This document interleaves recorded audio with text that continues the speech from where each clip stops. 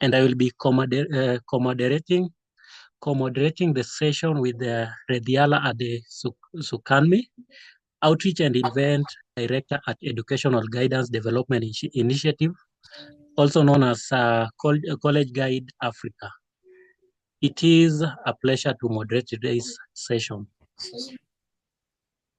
Okay, hi everyone. My name is Radiala Adiskomi and I'm the Outreach and Events Director in Educational Guidance Development Initiative, also known as College Guide Africa, and it's a pleasure and an honor to be moderating today's session. Okay, thank you, Rediela. When you enter the webinar, make sure you are on mute. Remain on mute throughout the webinar. Ensure your camera is off. We need to respect everyone else's data consumption, as data is expensive in Africa. Type your questions or comments in the chat box. Only put your name and country. Those whose questions or comments are selected will be asked to unmute and speak. If you're asked to speak, you must introduce yourself by name and country only. Then repeat the questions or comment you typed in the chat box. I hope that is clear. So the global job market is evolving rapidly, shaped by digital transformation, automation, and emerging industries. For Africa's growing youth population, navigating this shifting landscape requires a clear understanding of the marketplace and proactive strategies to develop relevant skills. This webinar themed the marketplace and the various opportunities available, how to develop skills for future, is designed to help youth, educators, and early career professionals to explore how they can adapt, compete, and thrive in the future of work. From entrepreneurship and remote work to digital freelancing and sustainable careers. The marketplace is more dynamic than ever, yet many young Africans lack access to the guidance, resources, and mentorship needed to seize these opportunities. This webinar, therefore, seeks to close that gap. Through expert insights, practical advice, and interactive discussions, participants will be empowered to understand evolving career trends, leverage tech tools and platforms, build transferable skills, position themselves competitively for local and global opportunities. And this collaboration also between College Guide Africa, Educational Guidance Development Initiative, and YALDA continues our mission of equipping Africa's youth for success in the ever-changing world. I would like to invite my co-host, Rediala, to take us through the objectives of this webinar. Welcome, Rediala.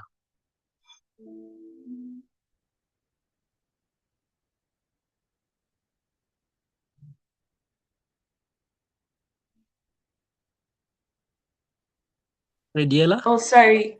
Yes, I'm here now. Thank you, Alan, for that. So the objectives for today's webinar are exploring the evolving dynamics of the global and African job market, showcasing diverse career paths and skill building opportunities available to young people, providing practical strategies for identifying and developing future-ready skills, discussing the role of technology, creativity, and entrepreneurship in shaping modern career journeys, creating an inclusive space for dialogue, networking, and empowerment across sectors.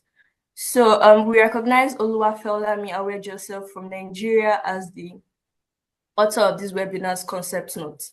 So before we get started, I'd like the audience to type in their name and the country from where they are from in the chat box. So everyone should kindly do that, please. All right, jumping right into it, we have a very exciting lineup of speakers today, and I'm going to start by introducing them. So, our first speaker for today is Hamilton Comfort. He is a technologist, systems builder, and advocate for the practical African innovation from Kenya. Then we have Jenny Shagaya. She's an entrepreneur, a medical physicist, youth and civic leader from Mauritius. Then we have Kekeli Yodokino, is the founder and CEO of Keldup Global Innovations from Ghana. Then we have Bente Krugman. She is the CEO of Ilcraft from Kenya. Then we have Willem Meritz, is an entrepreneur and people developer from the UAE. We have Adesua Ekembuda. She's the country director of EdTech Global Nigeria. She's the co-founder of Osemode Center, and she's a youth development advocate from Nigeria. Then we have Justice Isana, is the founder and executive director. The Pronet Business Solutions is a corporate trainer and skills development advocate from South Africa. Then finally, we have Destiny Gladys Chaiga. She's the founder and director at Atsma Creative Initiative Limited. She's a social entrepreneur, a public speaker, poet, and spoken word artist from Uganda. Okay, so let's get right into it. I'll be starting with the overall question, and that is, how can young people best navigate today's evolving marketplace and develop the right skills to succeed in their future of work? So, Hamilton, can you kindly start off and go first and answer this question? Hamilton, are you there, please?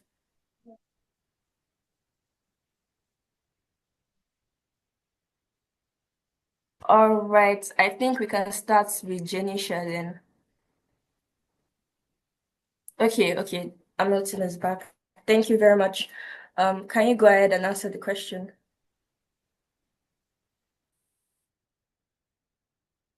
Yeah, sure. So I think I'll not go really to the introductions. So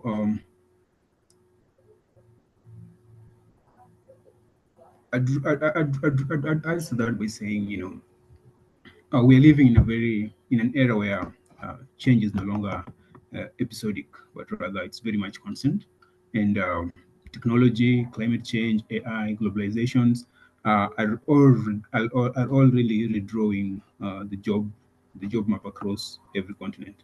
So in the evolving marketplace, then the greatest currency is not just what you know, but rather how quick you can learn and also adapt. So for young people, myself included, to thrive really, I'd talk about three pillars. One is the first one will be adaptability, the second will be blended skills, and thirdly, briefly, I'll talk about local relevance. So, first with adaptability, then, the world really no longer rewards fixed expertise, but rather it rewards agility. So whether you are trained as a lawyer or a teacher, then the moment you embrace digital tools, then data thinking and continuous learning, then you widen your opportunity. For instance, then we talk about blended skills. In the future of work, a good coder who can't communicate will lose to a decent coder or an average coder who can communicate and rather collaborate also. And for instance, a data analyst who lacks empathy for human needs will then build systems that alienate the very people they are meant to serve. So the magic lies in the hybridity, mixing the technical know-how with human-centric skills. And then when I mention local relevance, I'm speaking about uh, us needing to stop importing every model. The problem Africa faces, from access to healthcare, to financial exclusion, and all these other things, are different. And each and every region, even in Africa itself, is is needs to be addressed. The problems in them need to be addressed contextually and localized, and the products need to be localized. So that means that the skills and the solutions we need must be culturally fluent, resource aware, and proudly African. And the global economy does not need workers, but rather it needs builders, and builders who understand both Python and poverty, builders who debug both software and the society. So I'd reiterate by saying that the tools are on our phones and the opportunities are in our communities. So the only permission we need is our own initiatives. Thank you.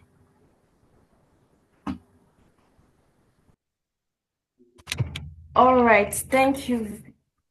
All right, thank you very much, Hamilton. So to recap, it talked about how technology is changing the world, and the best way we can navigate today's marketplace is adaptability, communication, collaboration, and making sure our skills and solutions are locally relevant, and we also come up with our own initiatives.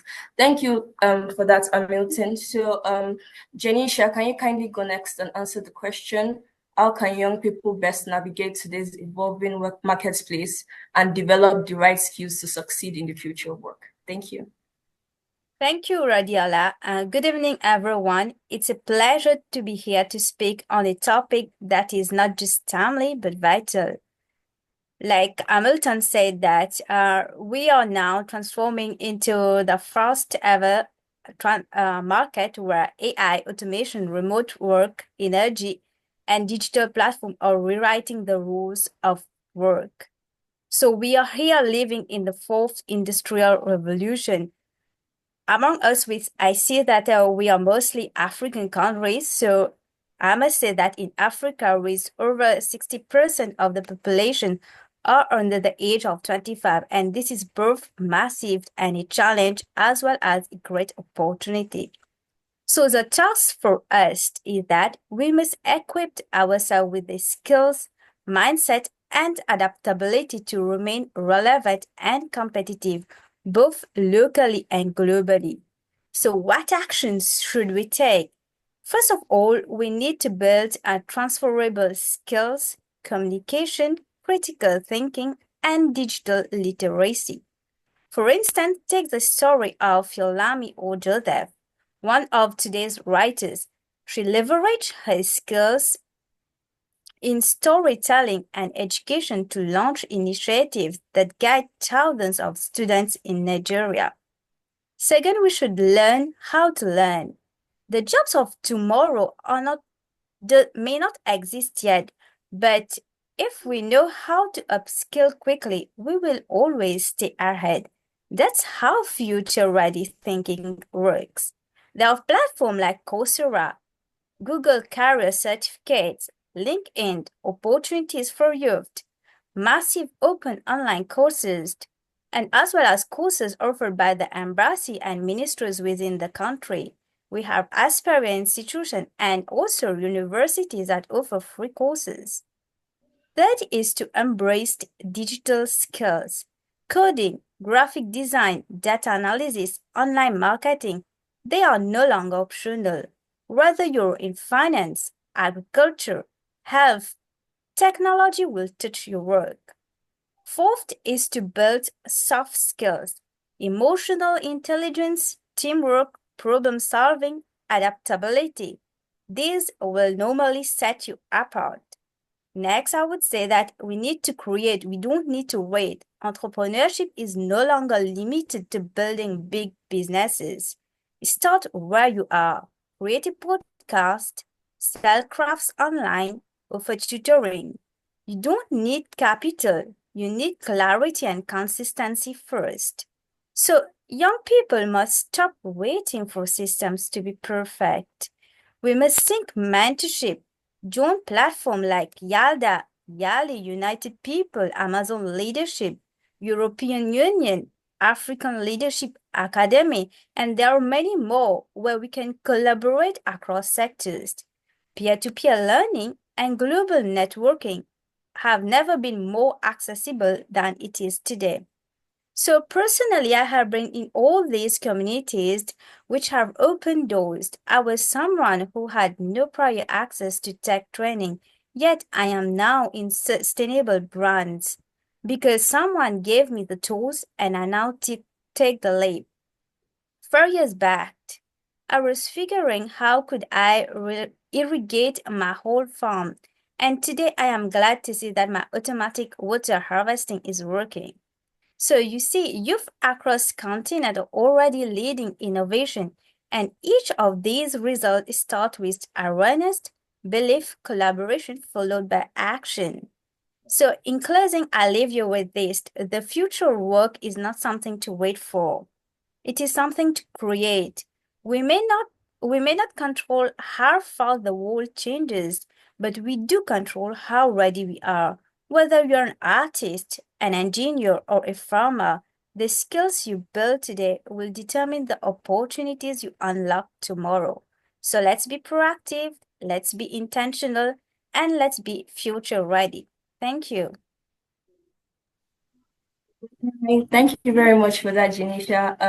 To recap, Janisha worked us out to on how to remain relevant locally and globally. And she said we should build transferable skills such as digital literacy. She said we have to know how to learn, and we can do this through courses available online. We have to learn how to create, and we also have to seek mentorship because we can't do these things alone. So thank you very much, Janisha. Kekeli, Yao, Dokino, please can you answer the general question? How can young people best navigate today's evolving marketplace and develop the right skills to succeed in their future work? Thank you. Okay. Thank you for that question. Am I audible? Yes, you are. All right, great. I had a network glitch. Could you repeat the general question for me again? Okay, how can young people best navigate today's evolving marketplace and develop the right skills to succeed in their future work? Okay, great. So thank you once again for having me. Now, first of all, let me tackle the first point of that question. You first of all need to understand an evolving market to even develop a right skill for it. Usually, what I believe our youth have been focusing on is basically what they learned in their universities. So if you're on this call and you really want to learn how to evolve and even develop the right skill, you first of all need to understand that the evolving market is focused on what the SDGs. And if we are looking at the SDGs, what else are we looking at? We are looking at what we call the ESG principle: environment, social, and governance. So whatever you studied in your university as a degree, it can be economic whatsoever, you need to understand that the market has evolved to be focused on the sustainable development goals. So even if you are into fintech, you need to understand that fintech is not limited to just transfer of money, but there is that of health, trying to figure out how to solve health issues. There is that trying to solve that of issues of food security, agriculture, and so on and so forth. The next thing, therefore, is after you've identified this evolving market, how then do I develop the right skills to fit into them? Developing the right skill would, just like the speaker who spoke before me said, joining the right platforms and so on and so forth. But I decided to name some few platforms that you can really make use of to develop the right skill, with number one being project management skills. Basically, these days, and companies are looking out for people who can multitask. And when we say multitask, it's not you sending emails and maybe answering phone calls alone, but also being able to do multiple things. So when it comes to platforms to develop some of these right tools, I would like to highlight one being Yunus Germany. So when you go online, Yunus Germany has developed a platform for those of you who want to develop skills in non-profit sector, where you say, okay, I want to go work for an NGO, but I'm into economics, or maybe I'm into health, or I'm into community engagement. They will train you on the proper skills you need to be able to survive in such industries. For those of you who are interested in going into the for-profit space, when I say for-profit, we are looking at mostly the SDGs that tend to generate revenue, such as agriculture, health, and so on and so forth. You can make use of what we call Onlokino. When you go online, this platform is readily available for you to learn practical skills towards monetizing some of these things. Another platform that can help you to develop the right skill is the Star Africa Germany community platform.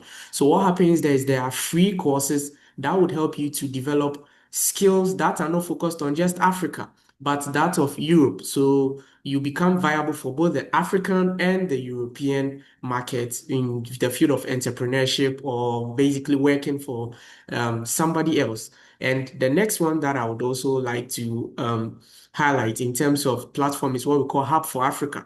For our brothers and sisters who are the global south or maybe the Eastern Africa, what happens is this. You want to migrate to maybe Europe, you want to migrate into United States, you need to have certain skills which are focused on these very industries or communities or markets you are penetrating. So Hub for Africa has skill training for people who want to acquire skills in TVET that are focused on both Africa and the European and American market. You can go there. Those of you also want to develop language skills, which is one of the key skills you need to have to survive in this job market. Hub for Africa also has a platform. There are several other platforms, but to wrap it up, number one being understanding the evolving market, that now the market is focused on SDGs, Sustainable Development Goals, and ESG principle, meaning environmental, social, and governance. That's why you hear things like diversity, equity, ability to work with people of different backgrounds, and so on and so forth. The next being developing the right skill, where I've highlighted some of these platforms: Star Africa, on Lokino, Hub for Africa, and a whole lot of platforms, Azubi Africa, for those of you who want to go into tech to develop the right tech skills to be able to thrive in the job market. Thank you.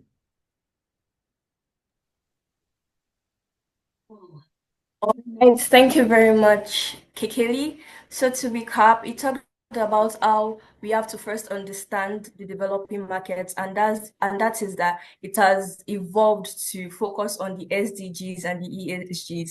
And he not talked about that after we understood the market, we now have to learn how to build these transferable skills, and we can do this through platforms such as Onukino, Unis Germany, App for Africa, and Star Africa Germany platform. So thank you very much, Kikeli. Bente, can you kindly answer the overall question next? Thank you, and yeah, thanks for having me. My name is Bente. I'm the CEO of Hillcroft. We're an insurtech based in Nairobi, and I think I'm supposed to speak about my my financial and career planning habits. Is this where we are starting now, or you want me to more relate to the question answered previously? Oh, not yet. We'll still get to that. Okay. I think a lot has been said, right? And what I would really like to point out is from my previous speakers in the terms of the SDGs. I think when you're developing today, whether it's as a person or as a business, or also as a country, I think you can't get around the SDGs. So my mentor was just recently speaking to me about it. When your personal goals and development path is not fully aligned with at least 3 of them, and I'm still wondering why he told me it's 3, you are missing out on this future. So I'm following what especially I think from Mauritian colleague has said. So I would really focus on the SDGs and take it really deep there, and not too wide though. Pick 3 and take it from there. Thank you. All right, thank you very much, Bente. To recap, she also reiterated on the focus on the SDGs, and she mentioned that if our personal goals and development path is not fully aligned with at least 3 of them, we have to check back. So yes, just pick 3 SDGs and make sure your personal goals and development path is aligned to that. Thank you very much, everyone. So I'll be handing over to Alan to walk through the overall question with the next set of speakers. Thank you. Okay, thank you, Rediela. We were talking about how can young people best navigate today's evolving marketplace and develop the right skills needed to succeed in the future work. So our next speaker is Willem Maritz, the entrepreneur and people developer from UAE. We're asking how can young people best navigate today's evolving marketplace and develop the right skills needed to succeed in the future work. Welcome, Willem. Good evening, everybody. Great to be here. Yeah, so I want to tag on with what one of the previous speakers said about you have to understand what is the evolving market and work from there and align yourself to be of value in terms of what the world is going to need. So I want to speak specifically about probably the biggest trend in the future of work that will impact all of us. And it's not yet AI. We'll speak about AI as well. It's about what is happening to jobs.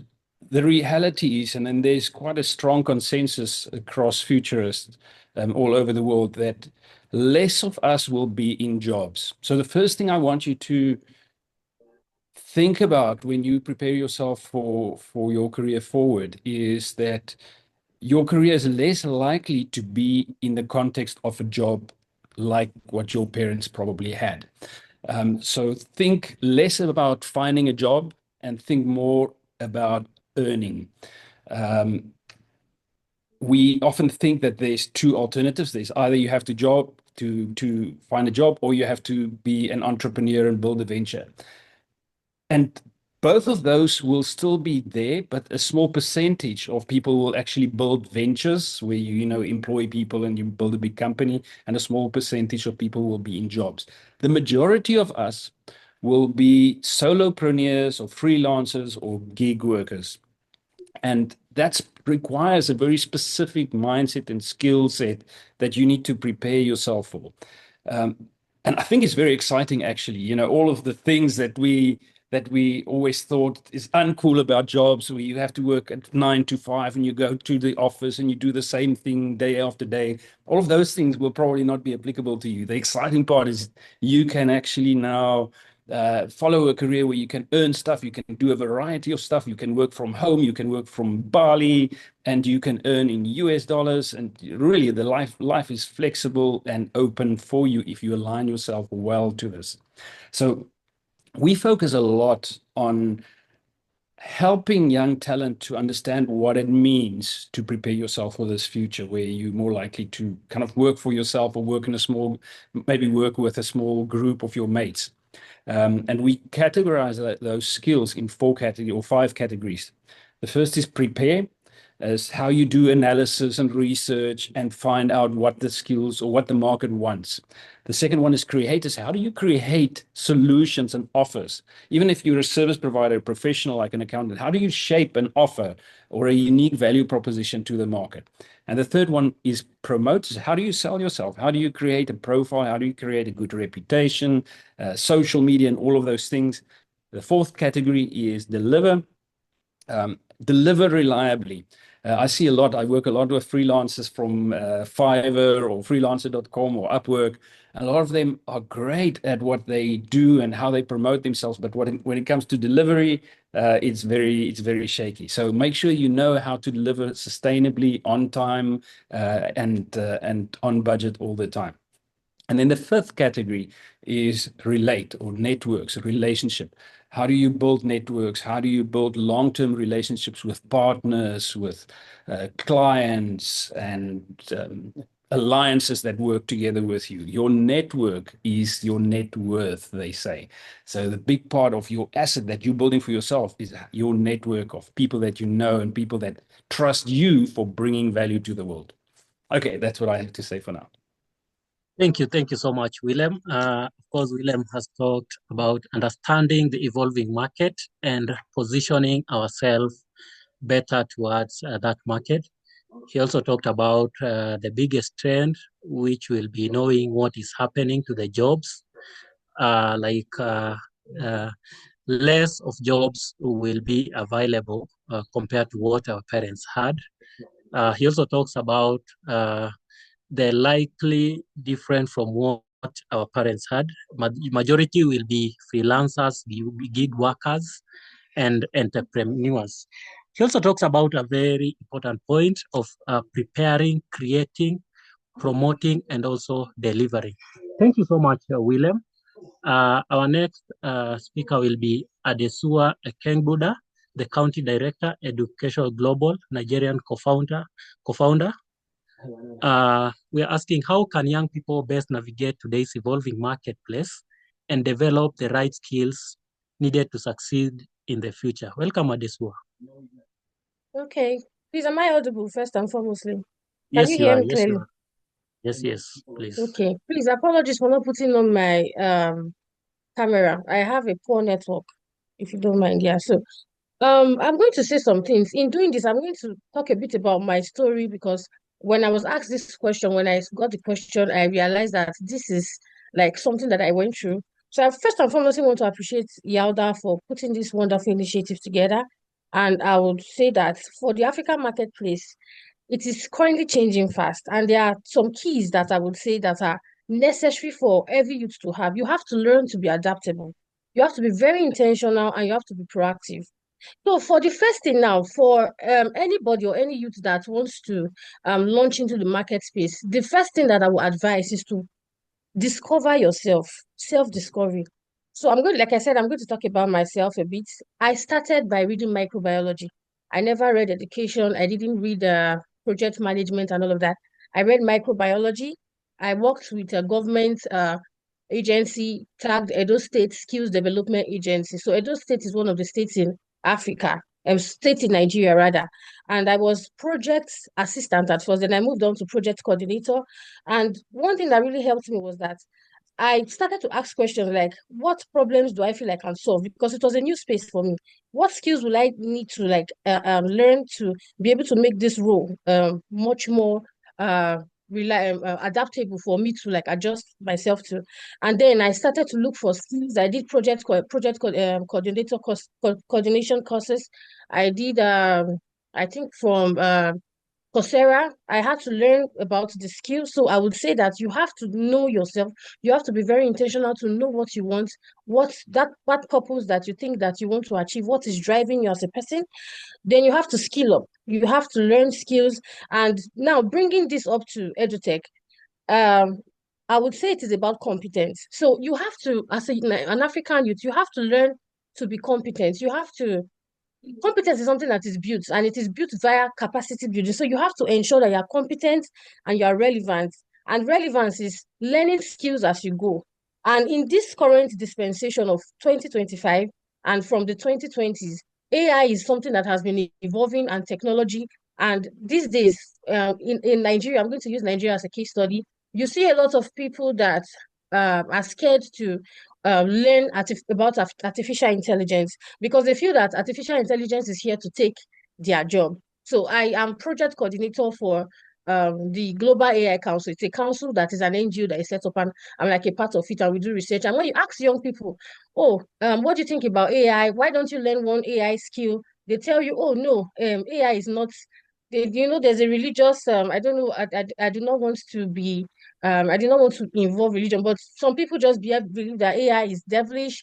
AI is, and I realized that during the process of interacting with these people, they need like to reinvent the information they have in their head. They need to learn and be able to understand that this skill is not here to take your place. Yeah, and as at the time I worked, as at now I work with EduTech, and I would say that we do 2D, 3D simulations, and we are trying to digitalize like the general traditional curriculum for education because we are realizing now that as the world is becoming tech driven, as the world is adopting AI, Africa is kind of like lagging behind, and we have to actually cross the path of leaving behind all of those traditional methods of learning and adapt quickly as it pertains to the artificial intelligence trend that is happening.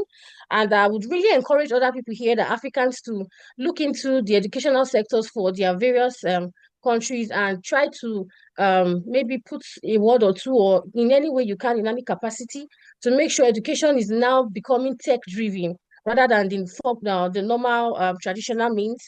And I will talk another. I think the last speaker spoke about building networks. I will talk about building networks. So in Africa here, I think everybody here can testify to the fact that you have a lot of people that have resumes. They have resumes that are packed with so much of the things they've done, skills they've gotten, how they graduated really well from school, and then they know nothing about networking. Networking is very, very key. Networking is really key because if you realize sometimes the roles you get or the job roles you get or the volunteer roles you get and all you get it through networking.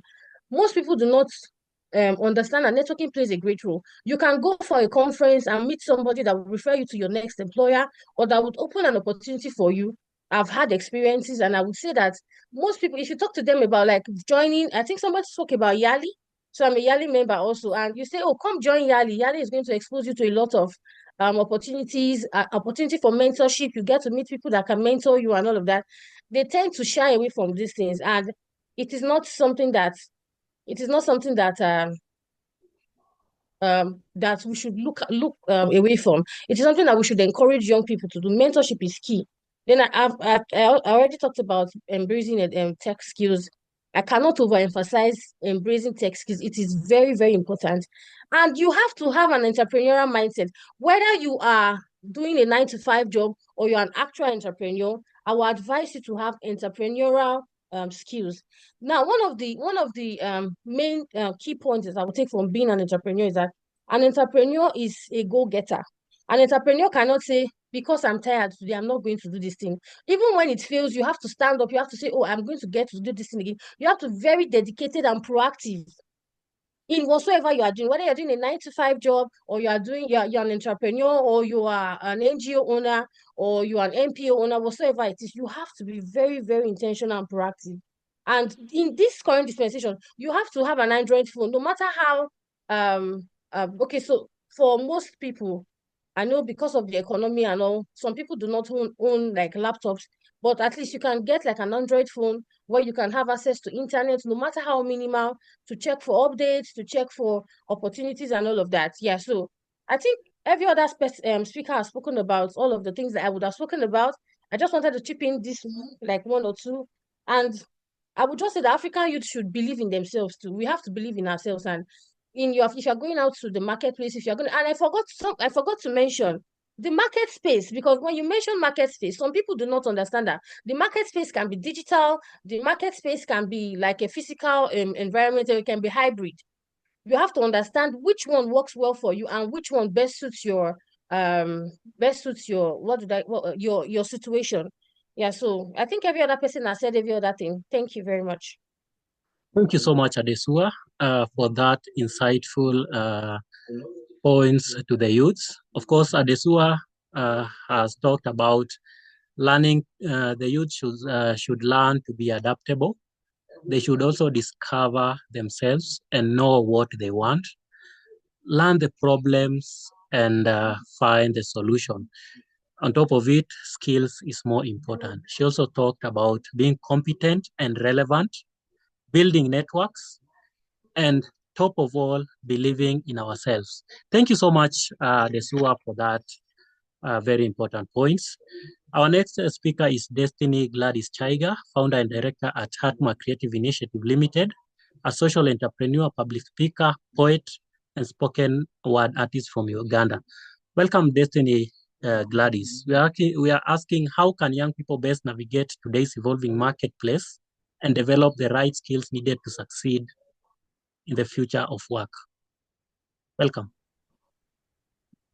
Thank you so much. I hope I am very audible. Good evening, good morning, or good afternoon, wherever you're from. Here it's evening. And it's an honor for me to share with all of you from your different capacities. Well, as said, I'm Destiny. And in this particular question, I will introduce myself as a creative. I am a poet and spoken word artist. I'm also a puppeteer and actress. So looking at the creative industry really right now, especially for Africa, it is rapidly growing and it is vibrant, as I can say, ranging not only poetry, but music, art, different forms of art is being appreciated, painting, dancing, different forms of dance, either traditional or a bit advanced. We can practically see that there is a rising up for Africans, especially the young people, rediscovering their talents and seeing how they can utilize them. However, amidst all this vibrance that we see in our areas,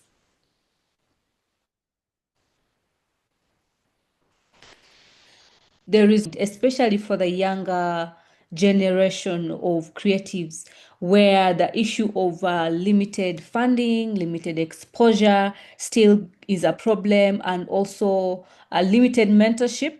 But to throw it to back, you find that the ability also for our young people to easily accept mentorship is something that is in question. I happen to sit as one of the advisory members on the board of council for,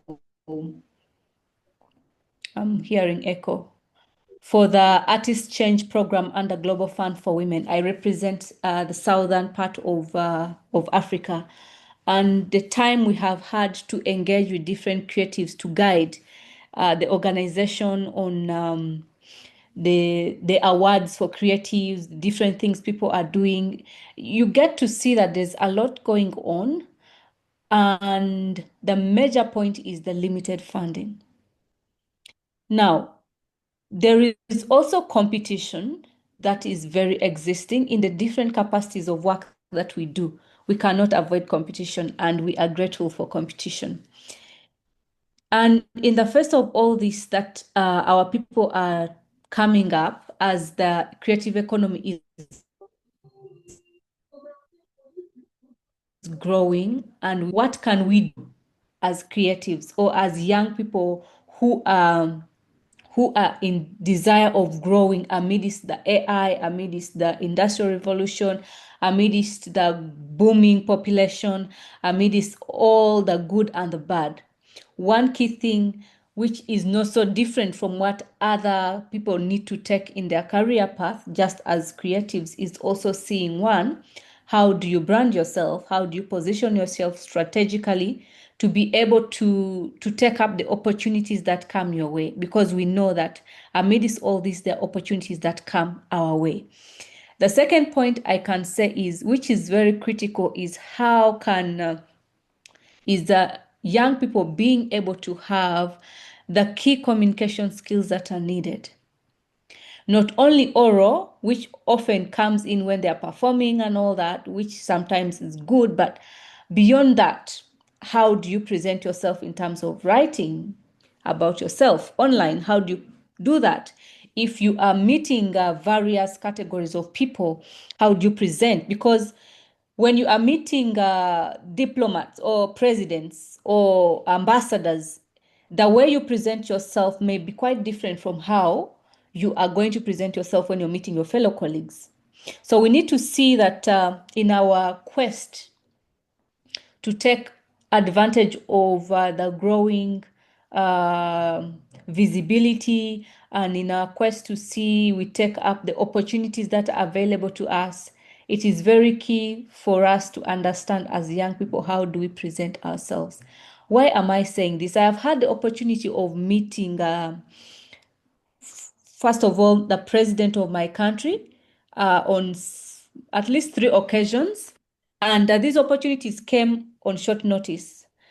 But I had to present myself in a way that I would get another opportunity, either by him or by other people around, to be able to be called back for another chance to do something together. I have had also in Uganda the opportunity of presenting before the French ambassador and some UN dignitaries at different events. But the continuity of all these opportunities exists on how one presents themselves. So it is key for young people, especially in the creative industry, to not neglect how they present themselves. And on the aspect of skilling, well, it is of value that we identify opportunities that are available to skill ourselves. And when we talk of skilling, other than just improving on the talent or your creative art and all that, I mean, we need the money. We need the money. You cannot thrive in your creative work without the money. How do I learn some basic financial skills, budgeting? How do I negotiate my rates when opportunities come my way? You need to to grow to a point where you're able to attach a certain degree of value. How do I source funding? How do I write for grants? Because these days there are quite a couple of grants that have been coming up for creatives, but also how do I collaborate?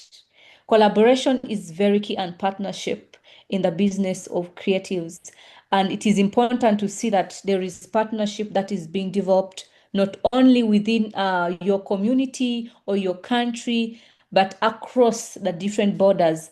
And with now the internet and the power of the digital world, we are one global village, really.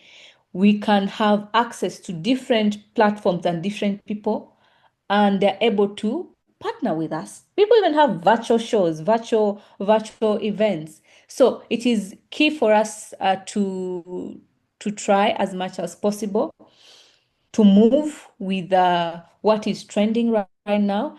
And in terms of financing, I would encourage creatives to diversify their income streams. For a growing person, those especially who have not yet established themselves to a level that they are comfortable at, you'll find that the funding may not come easily. You need the money. So how can you diversify your income streams? Maybe you have a merchandise that you can sell, you have a product that you can sell, you have additional things that you can do.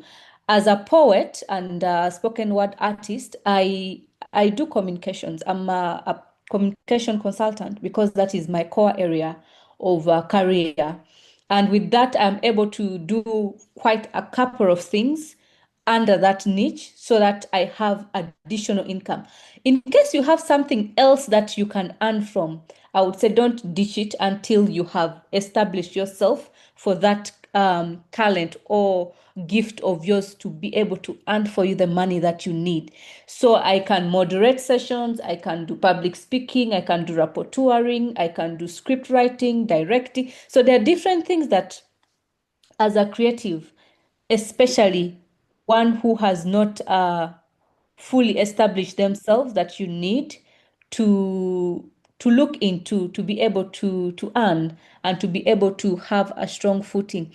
I don't know how many minutes I have because I really talk a lot, but maybe I'll have another time to come in. For those that wish to have some courses, especially in the creative space, in terms of where can I learn extra skills, all the ones that the previous speakers have said are great. You can do that. But also the British Council has a course where they offer some skilling online course really for creatives, and also they have some funding sometimes that comes through. I would encourage those who are interested to look for the So Creative Africa Learning Program. So Creative Africa Learning Program, which has a couple of free courses, self-paced for creatives, so that they are able to really position themselves in a way that they can earn in this current economy of ours. So you'll find things about entrepreneurship, about so your social impact, really the policies that are involved, and much more. So I would encourage us to do that, to set ourselves apart and be able to match up to the future of work, especially for the creative economy. Thank you. Thank you so much, our speaker, Destiny. Of course, Destiny has talked about the rise in African young people rediscovering their talents. She also talked about the limited funding and exposure, which are the challenges that African youths face. The competition, of course, which can be a nice thing. She also talked about the youth branding themselves and positioning themselves strategically, while also diversifying their income streams. Thank you so much, Destiny, for that. At this juncture, I would like to invite my co-host, Rediala, to take us through the next level. Welcome, Rediala. All right. Thank you very much, Alan. That was very insightful and educative, and I learned a lot. Oh, okay. Justice. I'm so sorry. Can you kindly answer the general question on how can young people best navigate today's evolving marketplace and develop the right skills to succeed in the future of work? We're so sorry for that. It was a mistake on our part. Justice. All right. Thank you so much, everyone. Um, I hope everyone is well, and thank you so much for the invitation. I'm greeting everyone in here, through the continent and beyond. So first of all, I am going to first get to address the issue of understanding the gig economy or the micro enterprise space, right? And the number one thing that I can mention in this regard is that I am very happy about how I can see it being addressed, getting to call it the gig economy, because I believe this is one of the most important ways at which we, the young people, can be mobilized in order to put our minds in the right space, right? Because people normally get to consider the gig economy with certain ways like I'm a hustler, I'm a this, I'm a that. And of course, that particular naming of this particular economy on its own actually gets to give people a certain perception about how they actually get to approach their work, right? So, what are we talking about when you're talking about the gig economy? So, basically, this space is actually this kind of space whereby we are working online. Sometimes the people who are normally getting to work to get short-term contracts, it might be different through online media platforms, the likes of Fiverr, the likes of Upwork, the likes of all the freelancing profiles or platforms that we can think about. So this is more of a community where we are actually getting to do something about our lives as entrepreneurs, just to get to use the little skills that we have and all of that, right? And beyond the digital scape, we still have people out there who are doing things like bow photography, the people who are doing things like sewing, or actually getting to do something that is directly beneficial for themselves, entrepreneurs in that regard, right? And that being the fact, we are seeing very well that we are having different challenges across African continent and across all the countries in this African continent, which is unemployment. And that significantly causes everyone to try to navigate what it is that they can be able to do themselves, right? And therefore, this gig economy is a home for most of us who might be in a situation whereby we literally not in a space to say we are employed and all that, right? So I'm particularly speaking from a landscape of somebody who is in this type of economy. And the most beautiful part about it is that you don't actually even need a degree to start. What you need is just clarity and consistency about whatever it is that you're doing, right? And then me getting to pass to the next part of the question, you also mentioned about how youth can identify gig and business opportunities. So in this regard, we are having different ways at which we get to approach this particular economy, like I have mentioned, right?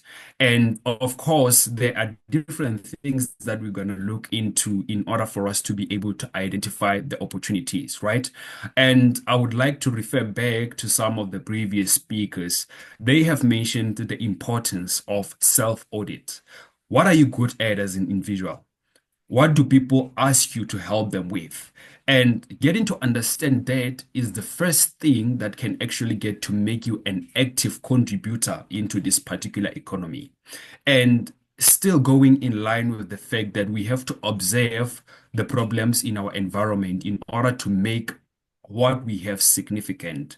So that being the fact, I'm going to make it very clear that the ability to make a self-assessment of what it is that you can be able to do and what it is that you can be able to flourish in this particular gig economy is your it's the very same thing that will enable you to be able to do what you're doing right. So we have many ways at which we can be able to really get to be big contributors in this particular economy.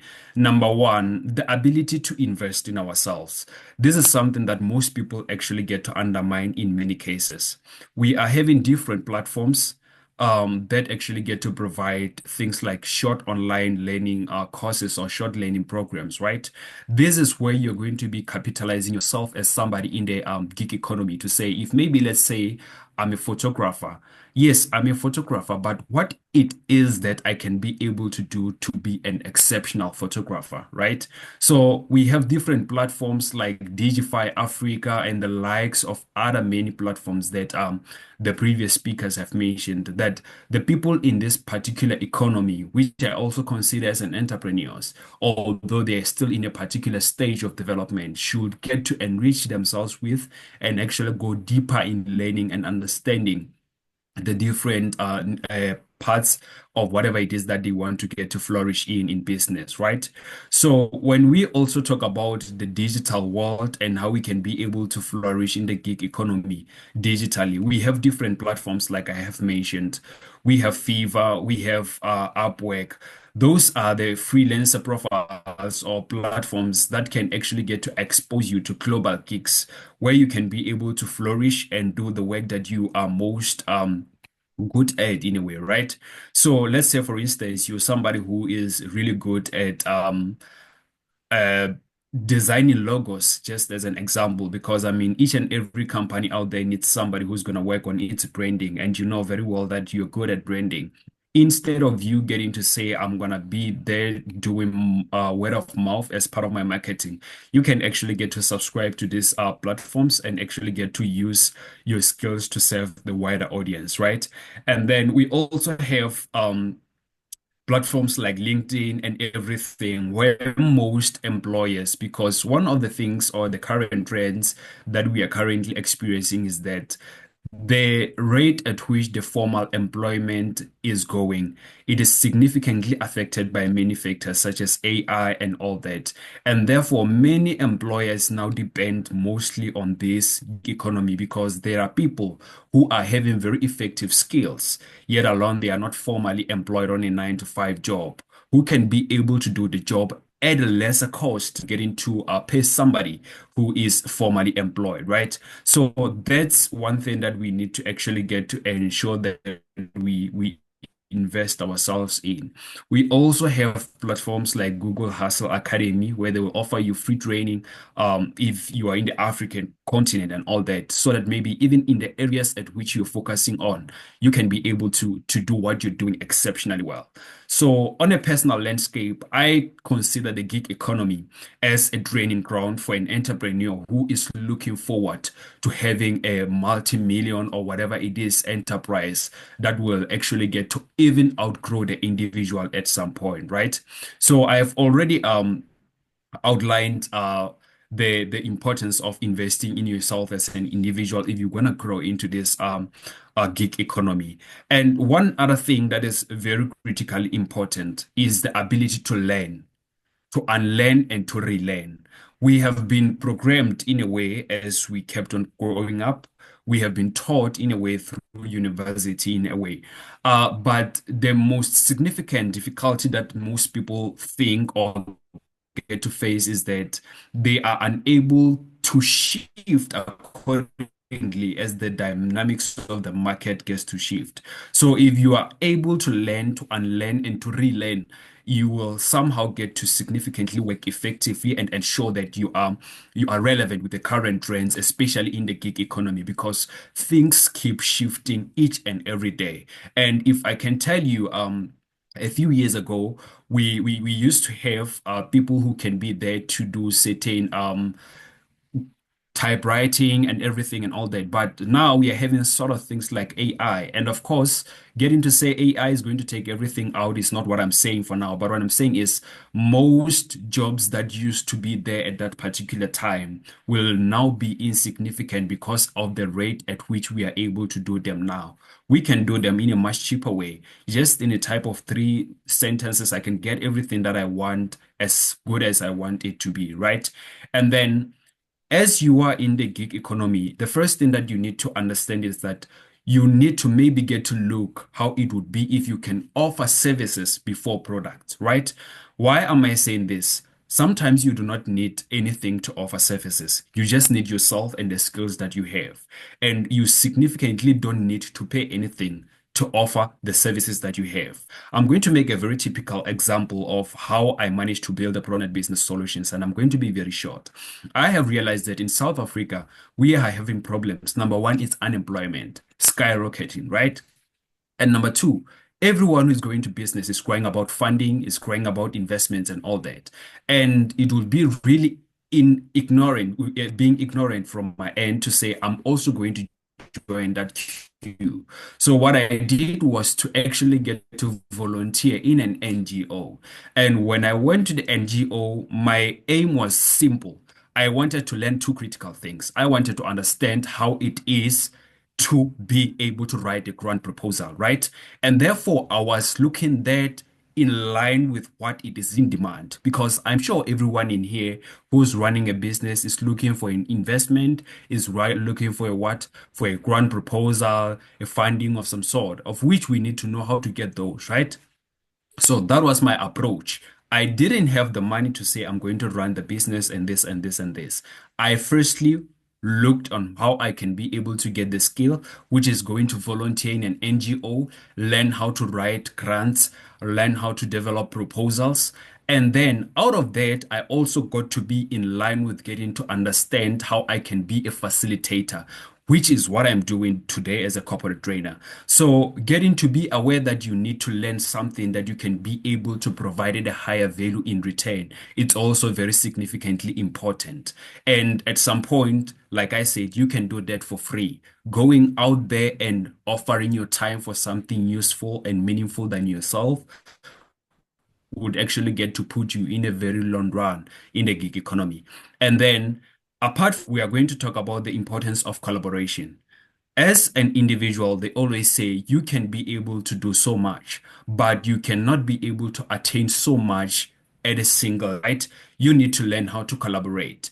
You need to be out there to learn how to strategically network with different people. The previous speaker has already mentioned the importance of networking, which is very significantly important.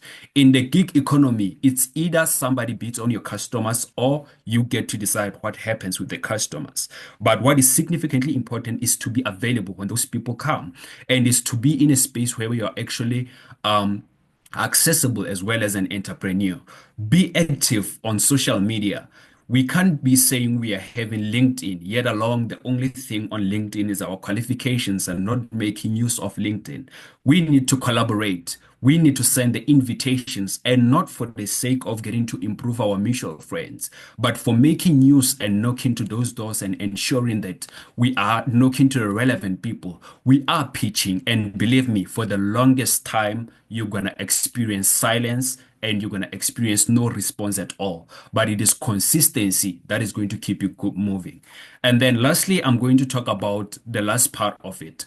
At some point, as an entrepreneur, that is where you actually get to start in the gig economy.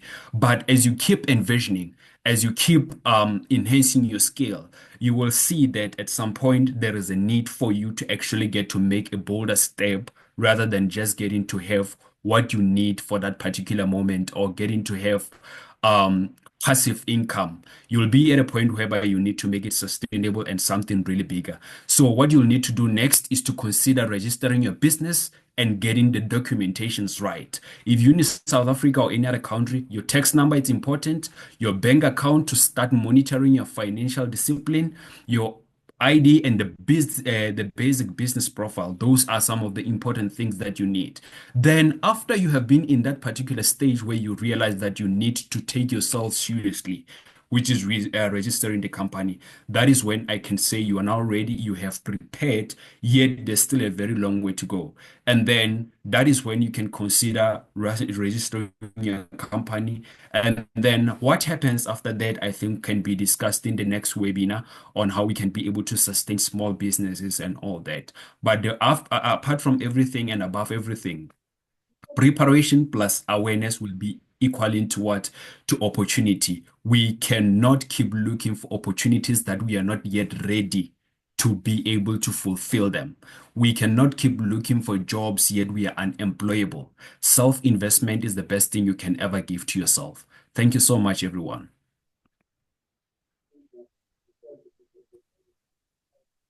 All right, thank you very much, Justice. That was very insightful, and I learned a lot from it. So to recap, I think what you mentioned that really stuck with me was the fact that you said you don't have to have a degree you don't have to have a degree, you just have to be consistent and clear with what you want to do. So that was really insightful, and also how youths can get opportunities in the gig economy, and that's by self-auditing, understanding yourself, collaborating, ability to collaborate, ability to learn and relearn, observing our problems and tailoring your skills to solve those problems. So thank you very much, Justice. That was very insightful. So moving on to the speaker questions. Bente, this question is for you. What financial and career planning habits should young people adopt early to build long-term success? Thank you. Thank you for that. So I'm gonna limit this really to my top 5, and my first one is really budget rentlessly and save consistently. This is something my grandfather actually gave me. So when I started working and got my first income, I really had like, okay, this is obviously my income, these are my costs, this is what I can spend for what.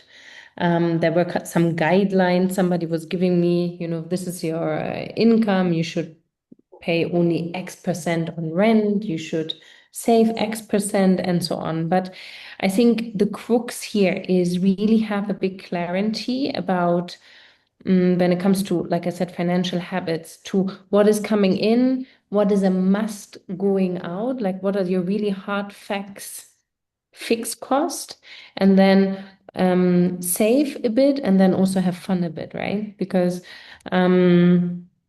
yeah, life is life, and life is there for the living. So that's number one. The other one is really on career goals, also set clear goals early. And I'm fully aware that sometimes life is changing and life is quick, and we are changing as people. I mean, look at me. I was when I was 24, I was building a car wash chain here in Kenya. Now I'm 30. What am I now? 38, and I'm running an insurtech. So things are changing. And when I'm speaking about career goals, it's not necessarily really what you do, but where you as a person want to go. Yeah. And what do you need to do for that? So all I'm saying is when you're coming into the job market, or when you're applying, or when you're looking for a responsibility, a challenge whatsoever, don't just look for a job. Yeah. Understand where a job will bring you in the future, and where it will bring you should ideally be your long-term goal. So that's number 2. And number 3 is, monetize very early what you are good at.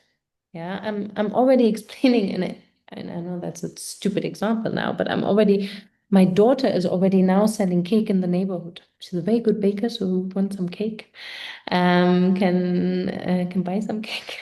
But jokes aside, I think there is already, when you're a student or when you're just entering the job market, there's already a lot of talents you have which you can monetize, right?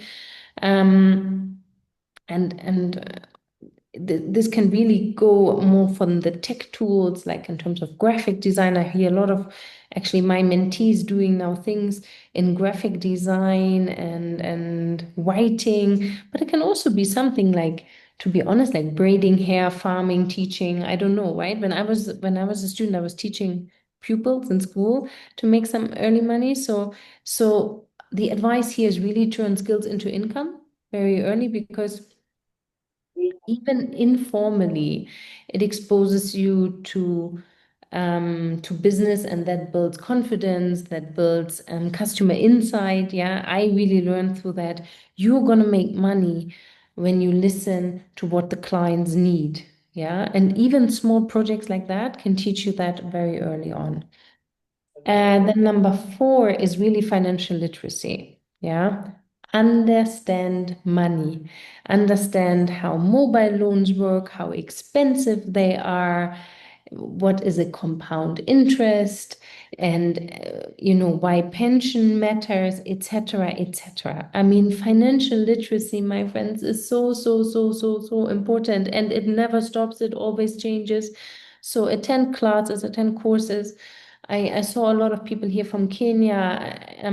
Robert from Abu Dhabi is doing an amazing job with his Abu Dhabi classes, and but really poor financial choices in the 20s can really delay wealth building for decades. Yeah. And guys, you're only going to have so many years to work, right? So this is really one of my biggest advices. I don't know if somebody from Abu Dhabi is here, but financial literacy, I'm a big supporter of that. And again, here in Kenya, Abu Dhabi is a good partner, but I'm sure there's also other. And then last but not least, network.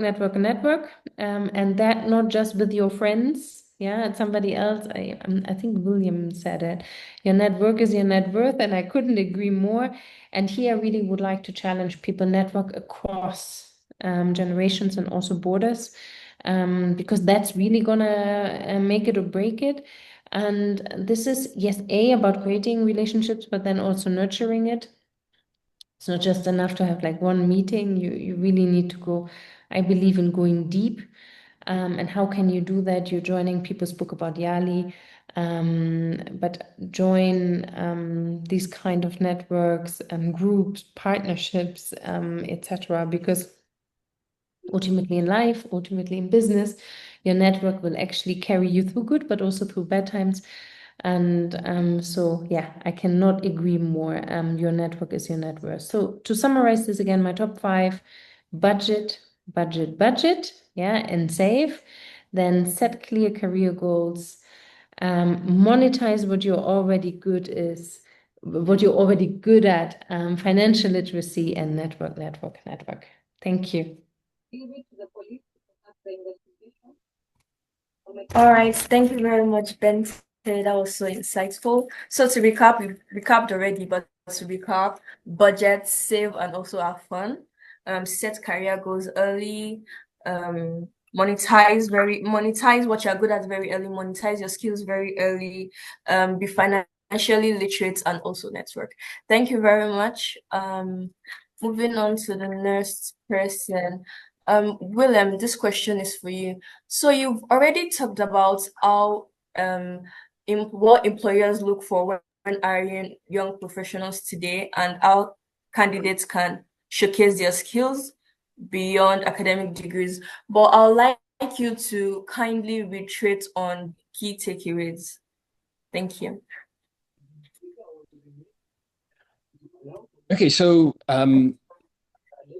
looking at what employers are looking for, we at Studium Alliance, we're actually working a lot with industries and industry representatives, and we basically help universities to align what they teach with what industries want.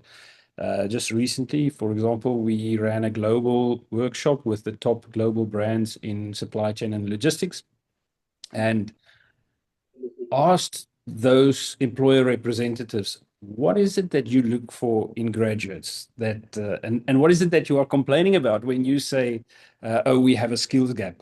I'm sure you've all heard this dichotomy that on the one hand, employers are saying, oh, we're suffering from a skills gap. And on the other hand, there are thousands, hundreds of thousands of graduates sitting on the bench and not being employed. So we make it our business to try and figure out what is going on here. What are the skills that employers say they need that they are not getting from higher education institutions.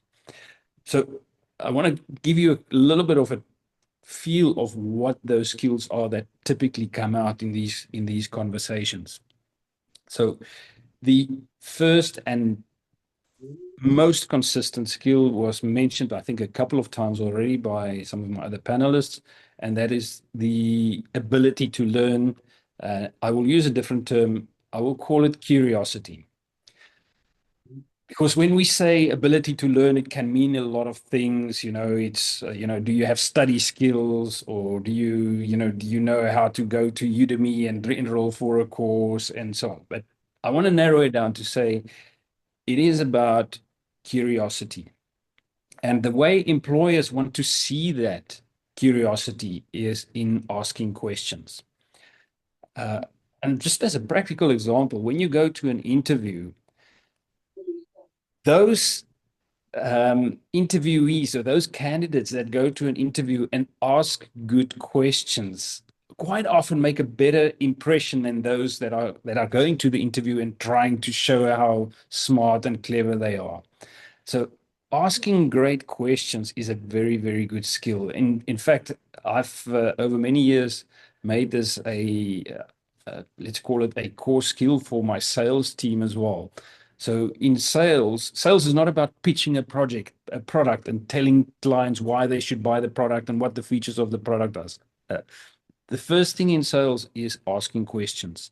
So curiosity, be genuinely curious about learning things, learning about clients, learning about marketing, learning about the market, learning about the potential employers, learning about industries and so on. Just constantly be curious. That's the number one thing employers are looking for and that they value when they interact with potential employees. The next one, of course, is what we nowadays we've evolved to call this independent productivity.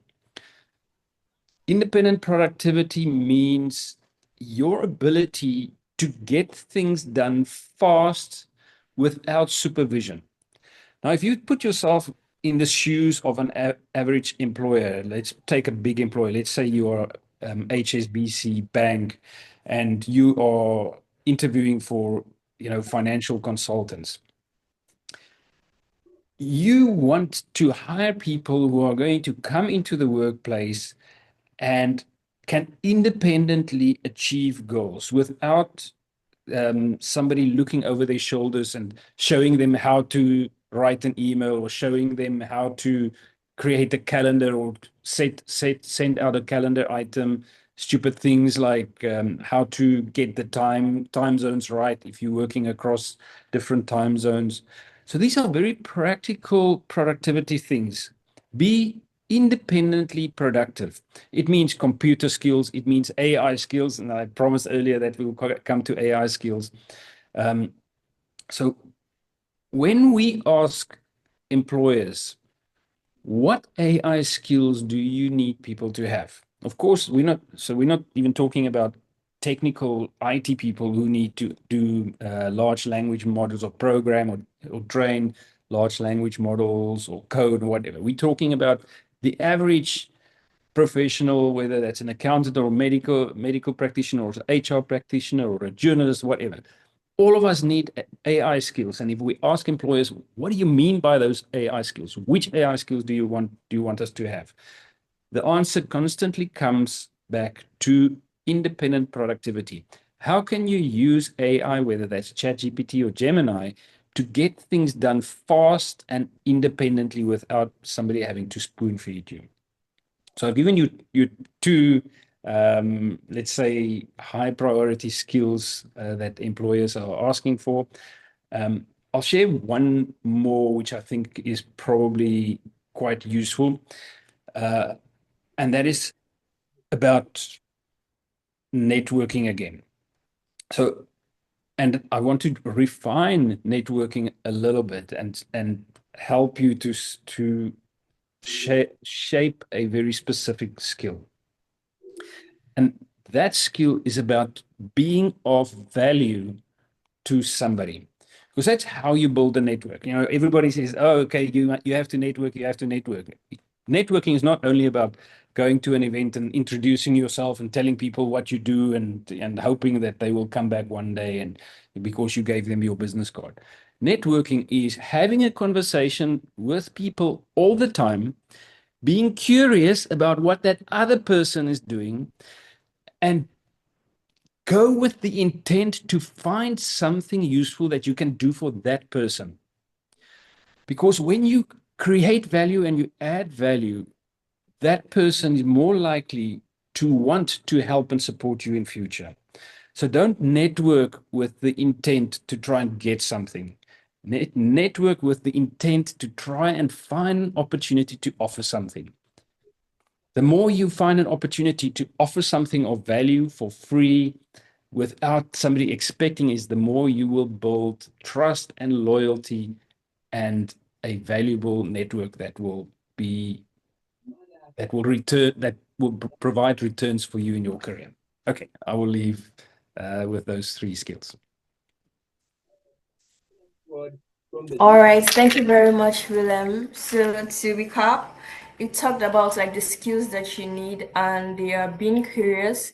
And I think this has been mentioned a lot on this webinar. So you have to be able to learn. Like the marketplace is somewhere that is very dynamic. So you have to be able to learn and relearn and change the things that you already know because things change every day. So the next thing is that we have to be independently productive. You don't want to be someone that people always have to micromanage. You have to learn how to take initiatives yourself and also be productive. And I believe the third one is networking. So what he said that particularly stuck with me was the fact that it's not just about introducing yourself, going to an event and introducing yourself. You have to be of value to this person, and you have to also be curious about what they do and not just want to take and take and take. You also have to give too. So thank you very much, Willem. And moving on to the next question is for Janisha, and that is, how can peer-led or youth-led initiatives drive skill development and create new opportunities for others? Thank you, Janisha. Has been scheduled for while the Communications Authority Director General David Mugonya has accused the media of celebrating violence against. Please, Janisha, you can unmute. Oh, I'm sorry for that. Thank you for the question. So, according to UNDP report 2022, Africa is home to the most youthful population in the world. But while this presents an immense opportunity, many of our young people are unemployed, underskilled, or underserved. So, in this fast evolving global economy, waiting for institutions to catch up is not an option.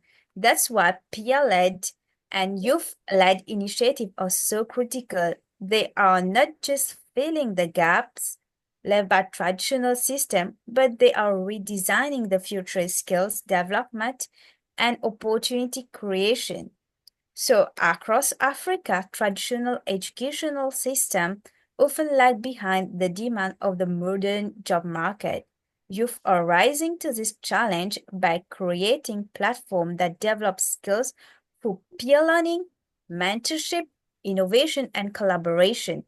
So to ensure youth in Africa don't just survive but thrive, we must support and expand youth-led initiatives that equip other people with future-ready skills, be it in tech, leadership, sustainability, or entrepreneurship.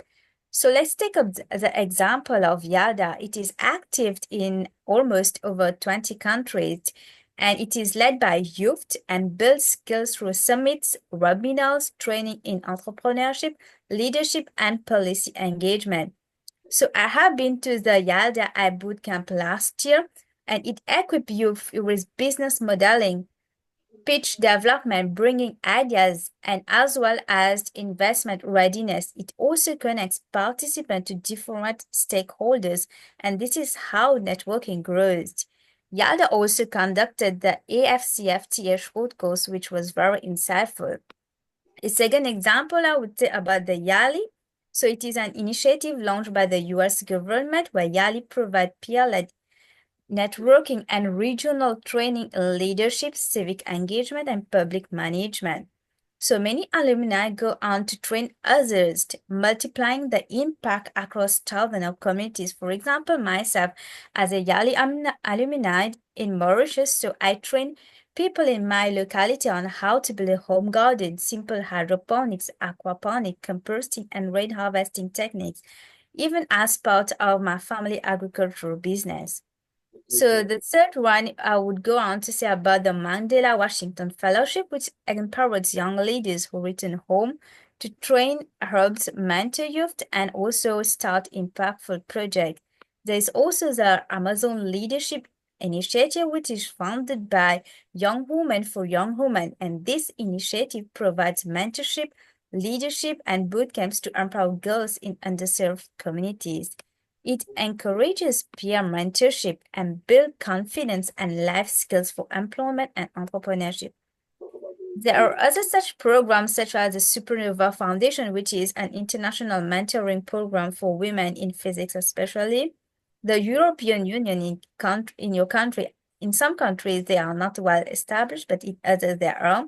There's GCI, there's Rotaract, and you can also join any other youth-led initiative, make an impact in your society, bring that positive.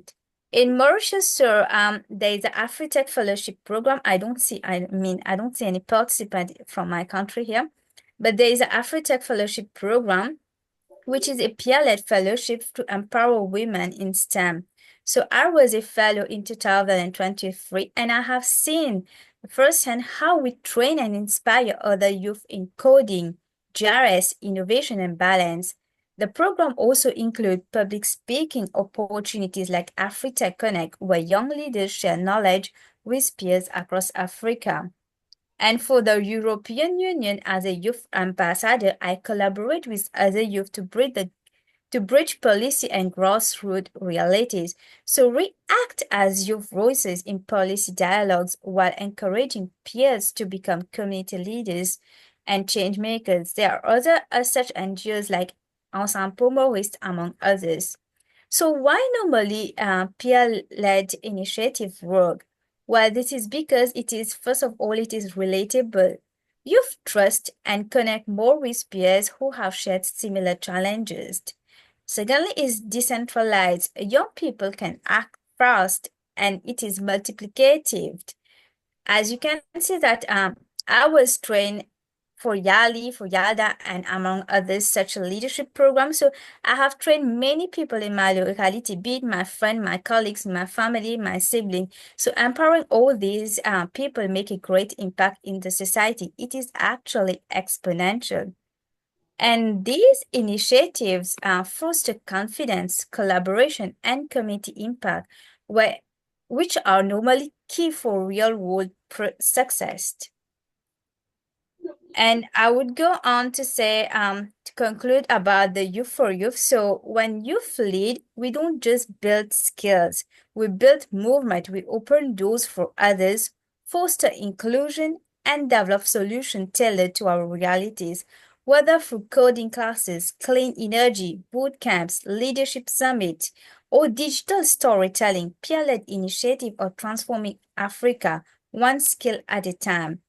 To my fellow young change makers, don't wait for change. Be the reason someone else learns, grows, and lead. Because when you rise together, we create a continent that thrives together. And this aligns with what our fellow colleague William just said, that we need to do something of value to our community and society. Thank you for listening. All right, thank you very much, Janisha. To recap, Janisha talked about joining leadership, youth led initiatives to not only build our skills and to make impact in our societies, but also to create a movement and to develop new opportunities for other youths. So thank you very much, Janisha. Moving to the next person. Kikeli, this question is for you. What tools or platforms exist to help young people learn practical job-ready skills from anywhere? I know you've talked about this before and you've made mention of the platforms, but can you kindly just reiterate and tell us how to actually effectively utilize these platforms? Thank you. Okay, so thank you very much. And I loved how you put my question, right? That how to effectively use these platforms and tools. It means that there is a possibility that you can find yourself having access to numerous tools and various opportunities, and you may not be able to get the best out of them, or you may not be able to effectively use them. How does this happen? The first step of being able to effectively use some of these platforms and tools is to, first of all, give yourself a sense of direction. What am I going into? What do I mean by that? These days, we have a situation where every young person applies for any opportunity they want, goes into any job market that they see just because they are desperate. That is the first thing I want you to avoid if you want to effectively use various platforms and opportunities available. If you want to go into health, focus on it. Like I said, regardless of the industry you find yourself in, there or regardless of the background that you have, there is a specific industry that you can focus on. If you are into economics, you can pick one of the SDGs and align yourself clearly with it.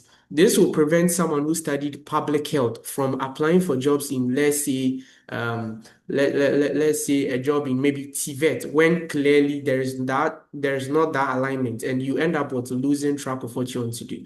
Now, so in conclusion, the first thing is what?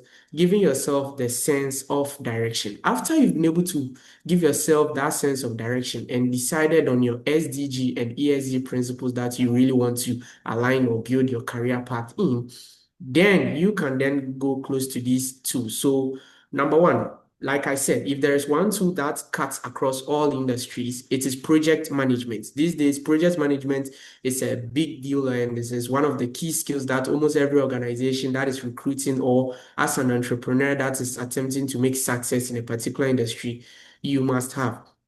When it comes to the tools like Hub for Africa, it is usually good for persons who have plans of what working in places like Europe or expanding their businesses from Africa to Europe. Why am I saying this? These are organizations that these platforms have been built with the Euro-African focus. So, for example, with respect to Hub for Africa, persons looking to sharpen their skills in project management in Africa and Europe will be able to have all those things over there. When it comes to people who have interest in maybe Africa and Canada, the reason why I'm focusing on Africa and other countries is these days we are trying to make the whole world a very small place. So you cannot just focus on sharpening skills or accessing tools that are just focused on the African setting. So, for example, when you take the Dunning-Dishpande Queen's Innovation Center platform, this is readily available where almost anybody, just like one of the speakers said, go into entrepreneurship or focus on your personal branding. They have this neat platform where all of you can access. The platform is called the DDQIC platform, which is readily available. You'll be able to sharpen your project management skills, business development skills, grant writing, and so on and so forth. And another good thing is when you are done with some of their courses and training modules whatsoever, you get certificate and even get funding opportunities attached to it. I also mentioned that of Star Africa Germany. Now, how do you effectively make use of Star Africa Germany? Once you have that sense of direction, it can be in climate change, Tibet, health, whatsoever, it becomes prudent that you need to be able to come up with a problem-solving idea or a need-providing idea. What do I mean by that? If I give you maybe grant writing skills, you can't use it to do anything if you have no interest in accessing grants. If you want to access grants, obviously the grant or funding must be used for something. It can be for a non-profit project, or it can be for expanding a particular business. Therefore, it is necessary to know what problem in society will have dreams or plans of solving. If I'm planning on working for another organization, what problem in that organization do I have plans of solving? Maybe I want to sharpen my skills in data analytics for those of us on this call. If you want to sharpen your skills in data analytics, what is the end goal? Is it that you want to be able to help in giving proper forecasting? There is something that you want to be able to do. So when you have identified a problem that you want to solve, or a need that you want to provide for society or for organizations, then it becomes easy to focus on key things in these platforms like the Star Africa Germany platform, where there is business development toolkits and training. There's prototyping toolkits and also training available. So based on the problem and the need you want to solve, you'll be able to focus on one very one. Think about it this way. You can't know it all. And you can never be perfect at everything. There is always going to be one thing that you are going to be good at. A few people have the ability to be good at multiple things, but there is always going to be that one key thing that when you master, it is going to make you different. And some people find it difficult to find that niche to make use of these tools that I'm mentioning. So for you to be able to find sometimes the niche and the kind of tool that you want to focus on, you can just look at what the problem or the need that you are capable of giving to society. So when you do that, it becomes easier to make use of these platforms. So when you sharpen your skills in, let's say, data analytics through, let's say, the Azubi Africa platform, where when you are done with their trainings, they will take you to Germany fully funded. It becomes easy to say that, okay, I will be differentiating myself not just with my skills that I've acquired, but I'll use that skill that I've acquired to help improve in forecasting for organizations or to help organizations to make proper decisions or for themselves. For those of you who will be going into entrepreneurship, let's say when you make use of the Donning Deshpande Queen's University platform that I mentioned called the DDQIC platform, it becomes easier to say that, okay, maybe I'm into a fashion business, maybe sustainable fashion. I've been recycling waste to make clothes. Because this is the problem that I'm trying to solve, I am going to sharpen my skills in terms of what climate entrepreneurship. Through this, you will realize that you will be able to come out and effectively use it so that you don't go wasting your time on, just basically trying to gather all sorts of tools. And at the end of the day, we don't know what you are going to do. So to sum it up, what I want our listeners to pay attention to is, first of all, like I mentioned, you first of all need to align yourself or find interest in the SDGs and the ESG and align yourself properly, because that's the new market that has come. After you've been able to identify what you really want to align with, it becomes prudent to have a sense of direction so that today you are not jumping from health. Then before we realize we see you in Tibet, tomorrow we are seeing you in climate change. When you keep doing that, you realize that you will not be able to progress. You end up in what we call pilotitis. The next thing you then begin to do is, what niche am I trying to find myself, or what uniqueness am I trying to, you get me, come on board with? It could be community engagement, it could be grant writing, it could be innovation development, it could be business development, and so on and so forth. If you can't find it within your heart, as I always say it, then look at the problems in society or look at the problems faced by various organizations. When you see this problem, then you then make use of these tools to solve this problem, and you'll be able to become what? Effective. So let's take that you go for an interview. I'm an HR. Everybody has a first class, have all sorts of degrees, has all sorts of qualifications, just like most of my speakers mentioned. These platforms they've all mentioned, you realize that it is easy and a lot of people are accessing it. Where you then become to be unique is what? One, your sense of what? Direction, your uniqueness being focused on what? The problems or the needs that you are providing. That, okay, look, all my competitors here for this interview are coming with project management skills, but I add data analytics, and where it's going to be effective is how I'll use it to help you to make informed decisions in your organizations. And yeah, so in case if you miss the platform, look out for DDQIC platform, Star Africa, Germany, Africa Startup.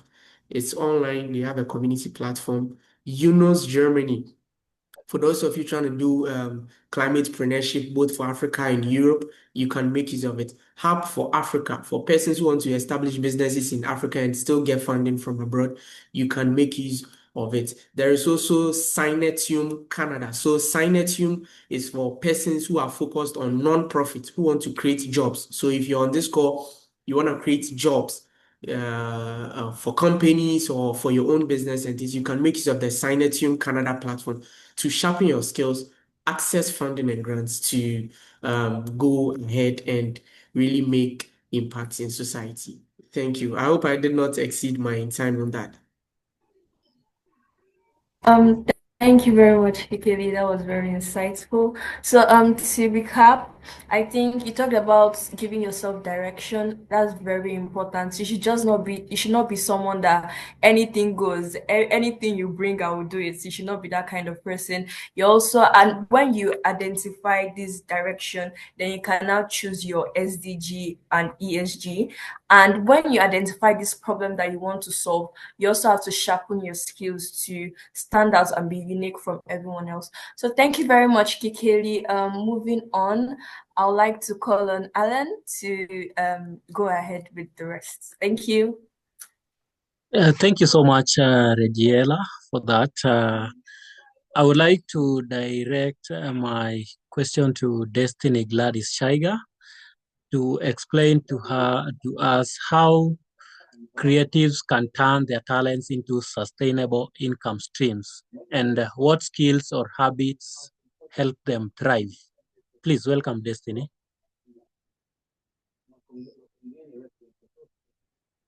Thank you so much for that question. Well, I'm going to use my personal experiences because I believe it's better to share from a lived experience than just from everywhere. In terms of how creatives, let me just read that question again. How creatives can turn their talents into sustainable income streams. Yes, earlier on I'd hinted on the need for us to have different income streams. But the question is, how can these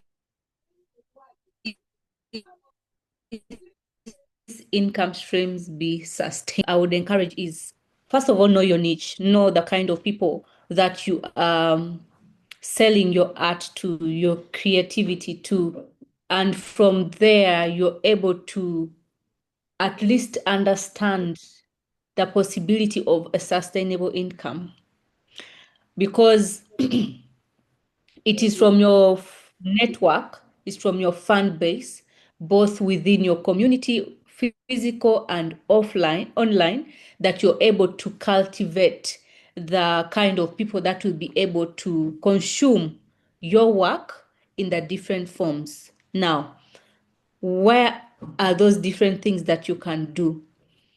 For those in, let me say, poetry, music, spoken word, dance, beyond just the performing of your work, it would be key for you to also have some other tangible products that you can sell.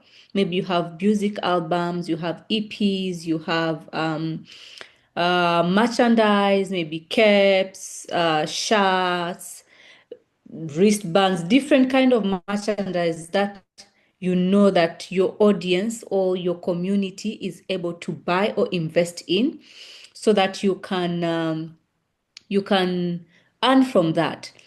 Now, for me, one thing that I realized I can do more in terms of my art as a poet is, one, I do organize shows in partnership with other people, and those shows are poetry shows. We charge to come and enjoy.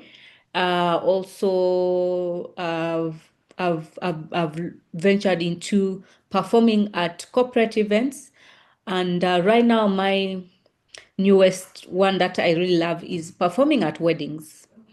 So with all that, plus your branded items, where you have also books that you can, anthologies or poetry collections, or musical albums or art collections, importantly, adding a bit of creativity to all that you are doing to be able to beat the competition is key, because with monotony, really, people really feel if everything is the same, if it is a something you're selling, looking at your community or the people you're selling it to, how can you add value to it to be able to increase on that particular income stream that you are having? And even earlier on, I had said that you find that, especially for us, the young creatives, you may be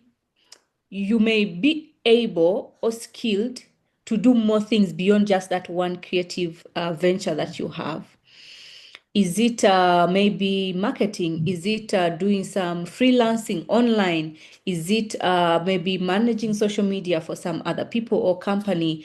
Is it events moderation? What is that extra thing that you can do beyond your talent?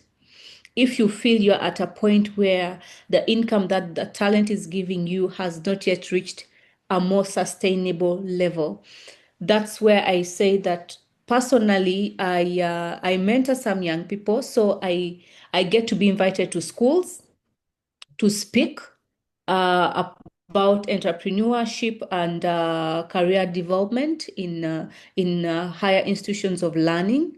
And I also get sometimes to moderate events. I also get to do different communication related work for different organizations as a communication consultant.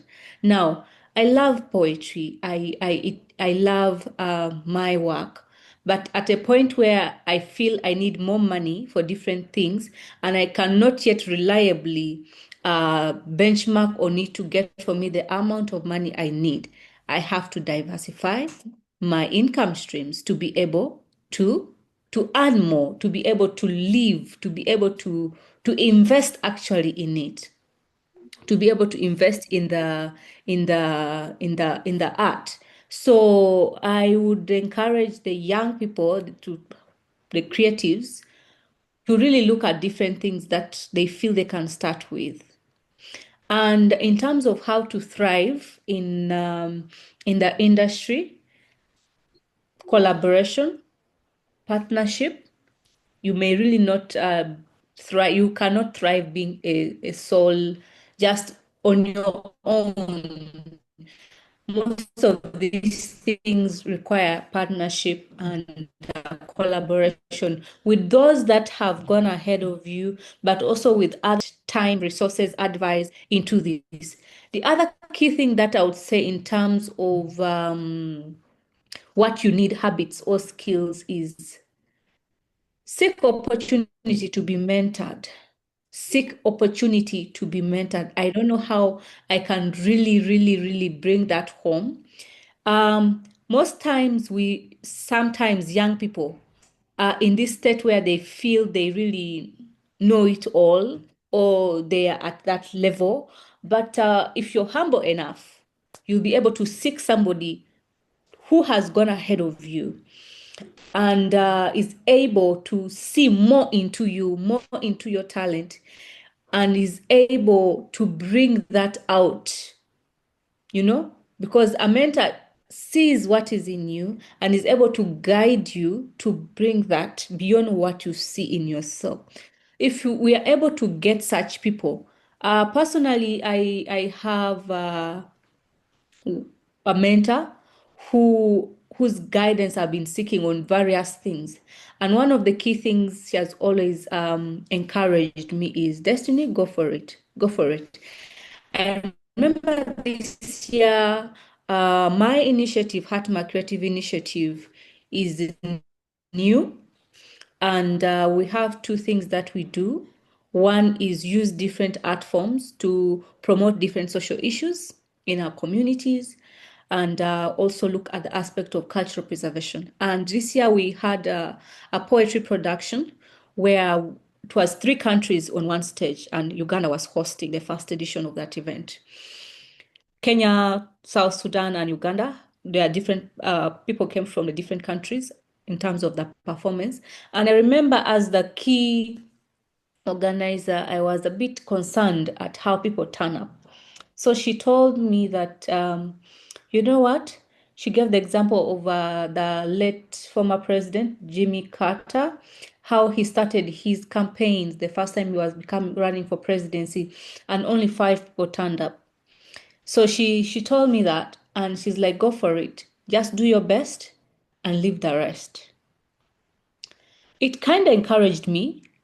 So young people need to develop that kind of thick skin to go where they wish to go, regardless of the few people that will come. With consistency, we are able to build the brands, we are able to build the fan base, we are able to build the kind of money or income streams that we need.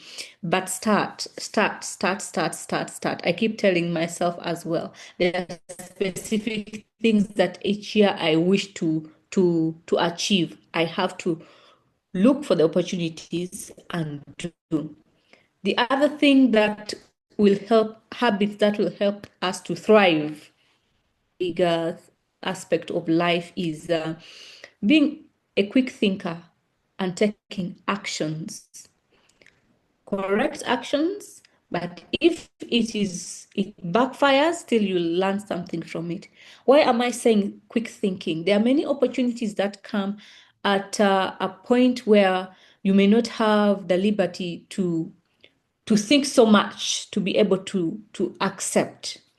And for a growing creative, being able to think fast, to take opportunities that come your way is very key to help you not miss out on what comes your way. Earlier on, I said that I am one of the advisory council members on the board for the Artists Change Makers program and the Global Fund for Women. That opportunity came through nominations. And when I was asked by somebody, like, there's this opportunity, we wish to nominate you for it, I just said yes. Yes, nominate me. Then afterward, I went and did the research about it and provided my profile of what I do, what I have been able to do, including mentoring poets in performance, the awards I've been able to get, they've been able to stand on. So if it was a moment of hesitation, not acting fast enough, you would miss that opportunity. It is that same quick thinking and fast action that enabled me to be able to go and have an exchange program in Norway for school, because right now I'm in the process of completing my master's in strategic communication at Uganda Christian University. So I just said, when my supervisor asked me, there's opportunity to go and study for almost a year, this, send us your profile in less than 30 minutes. I was coming back from Bagamoyo International Cultural Festival in Tanzania, and immediately I reached, before even anything else, I looked for my CV, my resume, and now this drives me to the point. The other habit that creatives need is having a profile of who you are as a creative, of what you have been able to do, of your achievements. Have it on standby. I mean, have it on standby anytime, because you never know where opportunities will find you. But it's also good to have the digital profile, the different platforms where you're able to professionally tell the world what you do, how you do it. It could be YouTube, it could be LinkedIn, it could be TikTok or Instagram, Facebook, X, whichever platform that you feel you're able to reach people and they're able to engage with you. Now, just quickly, what are the other things which you really need in terms of maybe as a creative, which is not really different from what most people have talked of? Even volunteering, by the way. For the different aspects which you wish to learn to perfect, being able to volunteer your skill sets to be able to learn will be very, very, very key. There's this quote that I like by James Corbett. He says that only those who have patience to do simple things perfectly ever acquire the skills to do difficult things easily. You can build the patience to do those simple things perfectly through volunteering, through doing the things that you need to do over and over again, so that patience for growth, knowing that your breakthrough can come anytime, but even if it does not come tomorrow, you're able to go back and perfect that thing that you're supposed to do until you become better and better at it. In this current job market, or especially the digital world, of course, it is key for us to also skill ourselves in the different things that help creative. You are seeing others take opportunities, skill themselves, even the basics of communication skills or financial literacy skills, digital literacy skills. You need them as well. You need them as well. Even if you grow to a point where there are people managing your brand, you need to know that what they are doing on your behalf is the correct thing, not just relegating everything to them and leaving everything there for without you knowing. So those are some of the things that I can say. And for those that don't know how to represent themselves, please, please, please, please take time to master how to speak to people, how to network, how to present yourself, how to tell the world who you are, what you do in order to help you grow, in order to help you thrive. But importantly, take action, because without action, all these things that we have spoken will remain beautiful thoughts and reflections and summaries. But without you taking the first action towards your dreams, all will just remain a fantasy. So to all the creatives, I don't know how many are in this call, but those that will also listen to this recording, let nobody tell you that because you are fully a creative in your niche, you are not as valuable as any other person who is maybe doing a business something, or is into coding, is into management, or all those different career paths. Just because you are creative does not mean you are less of anything in this world. Creativity is the color that the world misses most, because it is that spice that all the different aspects of life needs. So thrive in your creativity, grow in it, nurture it, let the world know it. And as you grow, you'll experience the best days of your financial increase and thriving. Thank you. Thank you so much, Destiny. That was one of our speakers, Destiny, talking about the importance of knowing your niche. Organizing shows, importance of partnerships, doing partnerships with others. Adding creativity to beat competitors, seeking opportunities to be mentored, uh, being a quick thinker, taking action, and also volunteering. Thank you so much, Destiny, for that. At this juncture, I would like to ask our audience to write their questions in the chat. Remember to include your name and country. Thank you. Include your name and country. So our next speaker is Hamilton Conford.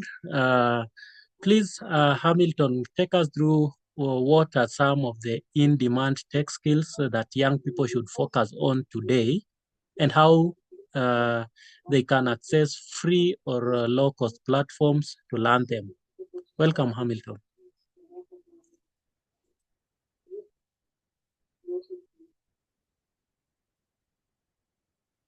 Hamilton, if you can hear me,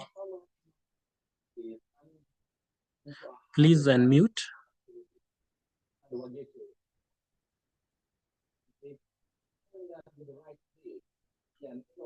Hamilton, you can please unmute so that we can get you clearly. I am unmuted. I don't know. Can Okay, you hear thank you. me? Yes, yes. Yeah.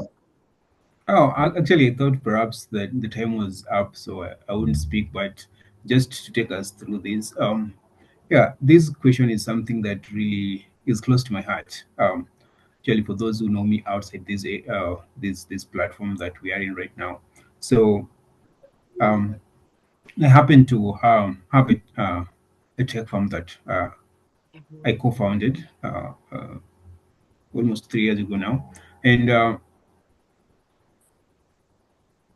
I have been behind, apart from even within the company, I have been behind several um, innovative projects that I'm seeing are being used perhaps all over the African continent.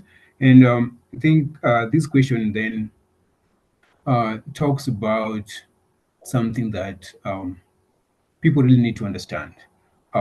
So like you find that across, for instance, across the products that I've built, I've seen a recurring truth that really we don't have a lack of ambition in Africa. I'm thankful that this is was kind of tailored to the African market, and we have a skill gap. Now, the skill gap that we have, the beautiful thing is, it is solvable. And just to break down on the specifics that I was asked. So one of the skills that perhaps someone who is interested in tech should consider having is to be a full stack and a mobile developer, or full stack and mobile development. That would mean you have to get conversant with languages like Dart or Flutter, um, React, both React, no, the React JS, React Native, and also Python. And perhaps if you'd ask why, I'd tell you because apps are majorly the new roads and bridges. So I have built several of them, and we've always needed developers. Uh, with every other team that I've worked with. So you can't go wrong, or you can't miss a gig if you're good. That is, if you're good at full stack and mobile development. The only problem is these days, perhaps we have a lot of developers by name, but then when you put them down to really work now, uh, output becomes an issue. But then these skills can be gotten from sites like Free Code Camp. I think that is the best known one. There's the Odin project is also providing some tutorials there. Then there's CS50 on EDX. So if you get to those sites, then you can have to get to interact with skills that with tutorials that can help you acquire such skills. Another thing in tech that I'm glad that is really growing these days exponentially is data science and AI. That you'll need tools like Python, the Jupyter notebooks, the Power BI, etc., etc. Um, it is something essential, and it's something that you'd also not lack to pay rent with if you're good, because every government and every enterprise wants to leverage their data. But then the only problem is most of the people perhaps they have within lack um, the modern tools or the modern techniques to leverage this data. So if you acquire such skills, if you acquire relevant skills in data science and AI fundamentals, then you're going to solve a problem that it's where now most people are rushing to. And I think you'll not be late enough uh, to acquire that skill and perhaps to get a job out of that. And so platforms like Google's data analytics course is a good one you can start with. Then there's one by IBM. It's on Coursera. I think it's IBM Data Science. And Kaggle for projects also has a very good tutorials for the same. Another thing is about cloud and DevOps. And why would I recommend this? It's because most systems today, like the ones that we've built at Ubuntu Labs, uh, our proprietary products and those that we build for clients really need to scale securely, and not just securely but efficiently. And the best way to do this is through cloud. So cloud becomes a compulsory or a mandatory component in IT infrastructure, and you can never say that it's an option. So, having it as a skill that you've specialized in will also, at the end of the day, give you something, and you can get skills, very quality skills from AWS Academy, Microsoft Learn, Cloud Skills Boost, and there are several others. I'm just trying to highlight a few that perhaps you can interact with. Another, which is very, very important, especially in the current world we are living, is a cybersecurity. Because when we digitize every other product that we have in the ecosystems, then we have to be aware that there are breaches. For instance, when you're building a hospital, you're digitizing hospitals, or you're digitizing money systems. Breaches are things that you have to be aware of. So they become a threat to the life and the livelihoods of these projects. So mitigating them, or uh, yeah, the mitigation, and being ready enough to curb any other vulnerability that might come through by ensuring that you are say, your cybersecurity ready, then becomes very vital. And one of the good sites that you can try to leverage your skills on is try hack me. And um, there's open security training. There's also cybrary. Those are just to mention a few that you can find very good quality cybersecurity details. Another one, and the last one that I'll mention, though there are several, is Web3 and blockchain. I know most of the people, when you talk about blockchain, they'll think about cryptocurrency, but cryptocurrency is a branch in blockchain. So, for instance, I have been involved in building coins, crypto coins, and whichever thing you might think of in that entails blockchain and everything to do with Web3. I've been privileged enough to get my hands in a few projects to do that, and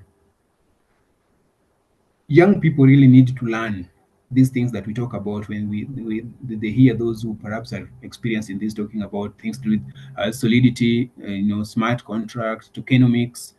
You need to understand these things. You need to do these things. You need to have hands-on experience, and not just as a hype, really, but as tools of sovereignty. Because at the end of the day, the good thing with blockchain, and speaking with an African audience majorly, the good thing that blockchain and Web3 came with is security and transparency. And this is something that, I'm sorry to say, most of our leaders, especially the political class, is very, very much shy of. So we have a tool that we can use to at least reduce theft, mismanagement, and any other thing, and ensure we build that trust back within the community, and not just with the leaders themselves. We have a lot of projects, even in our communities. Um, people are even shying away these days of registering to even well-registered circles, because there's no transparency.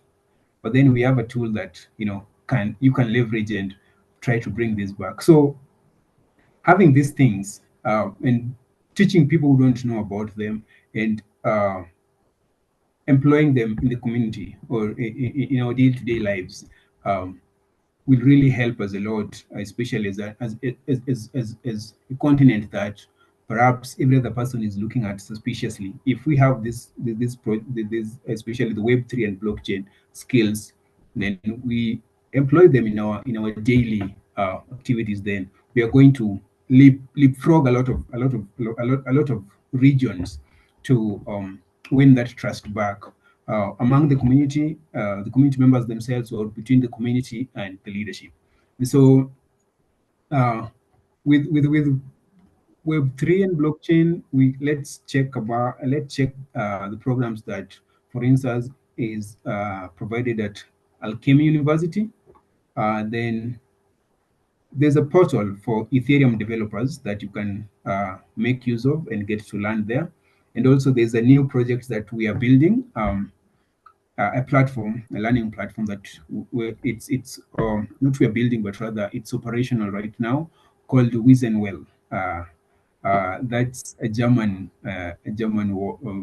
statement rather for wisdom or knowledge well. Uh, so there you'll find several several courses talking about um, varied things in life, and I'm also one of the teachers there who is teaching blockchain there and Web3, so you can come and learn.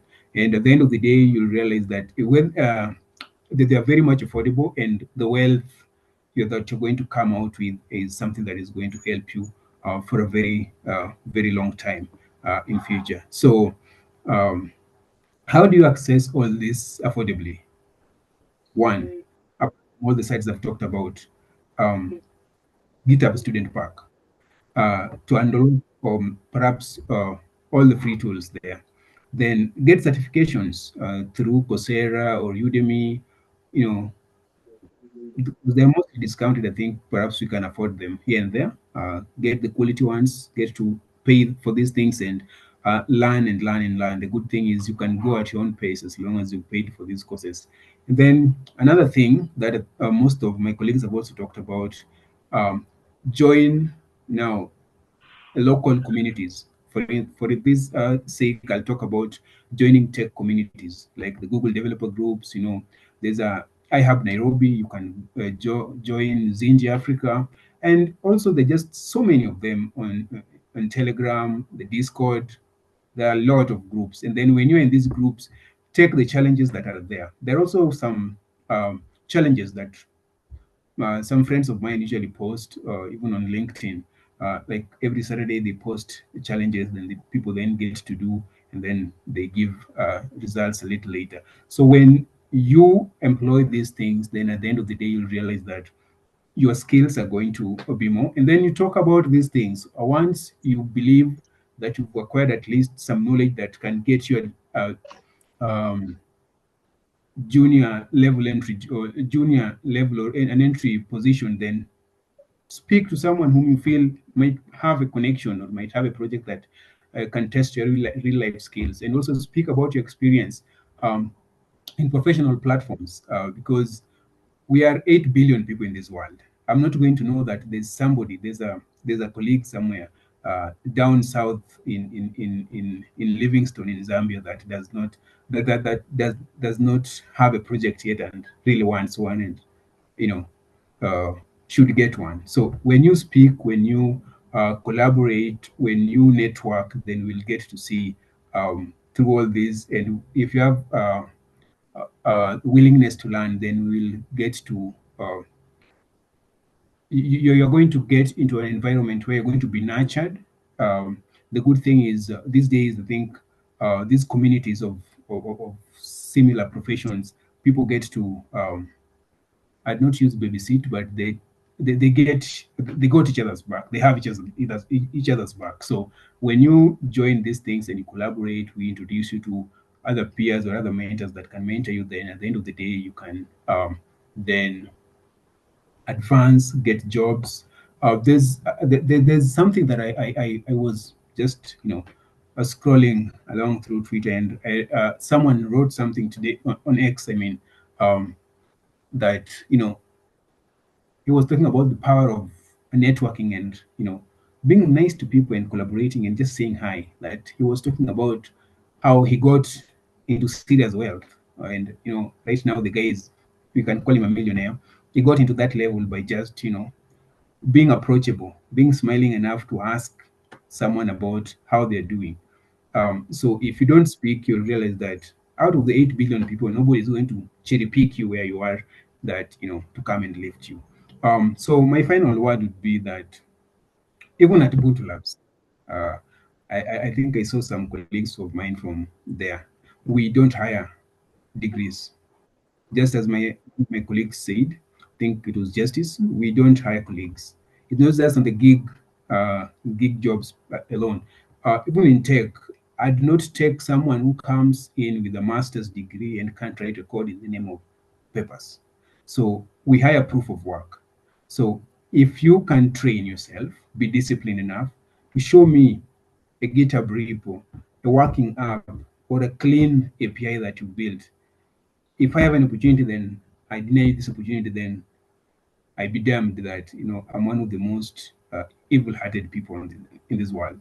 So we need, as young people, we must stop waiting for institutions to catch up. You know, but rather let us build, let us ship, and let us collaborate. And most importantly, let us try to solve real problems. I was talking to my friends the other day. We have some communities where we with some men that we uh, interact with weekly. I was telling them one problem that we have, especially in tech, is copy paste. There are a lot of copy paste. Even if you check right now, for instance, I'm sorry also to speak about this, um, 60 to 70% of the fintech products are payment gateways. So you ask yourself, how many gateways are we going to have? And one of the reasons why this is coming is because people are just so self-centered and also not ready to think in a cohesive and and in a cohesive way to think about joining, partnering, yeah, for the correct term, partnering to build an awesome product instead of having fragments of products here and there. That at the end of the day you have three, four, five systems just to send money. It doesn't make sense. And then there are a lot of things that we can do. Kenya, for instance, we still are, even the government is still struggling to just have a one unified digital infrastructure platform that then communicates even throughout all these ministries. These are things that we don't need a Mzungu as a service, sorry to speak that term here, to enable us have them. We can do these things, write proposals, visit these ministries, and have a sit down with them and talk to them about it.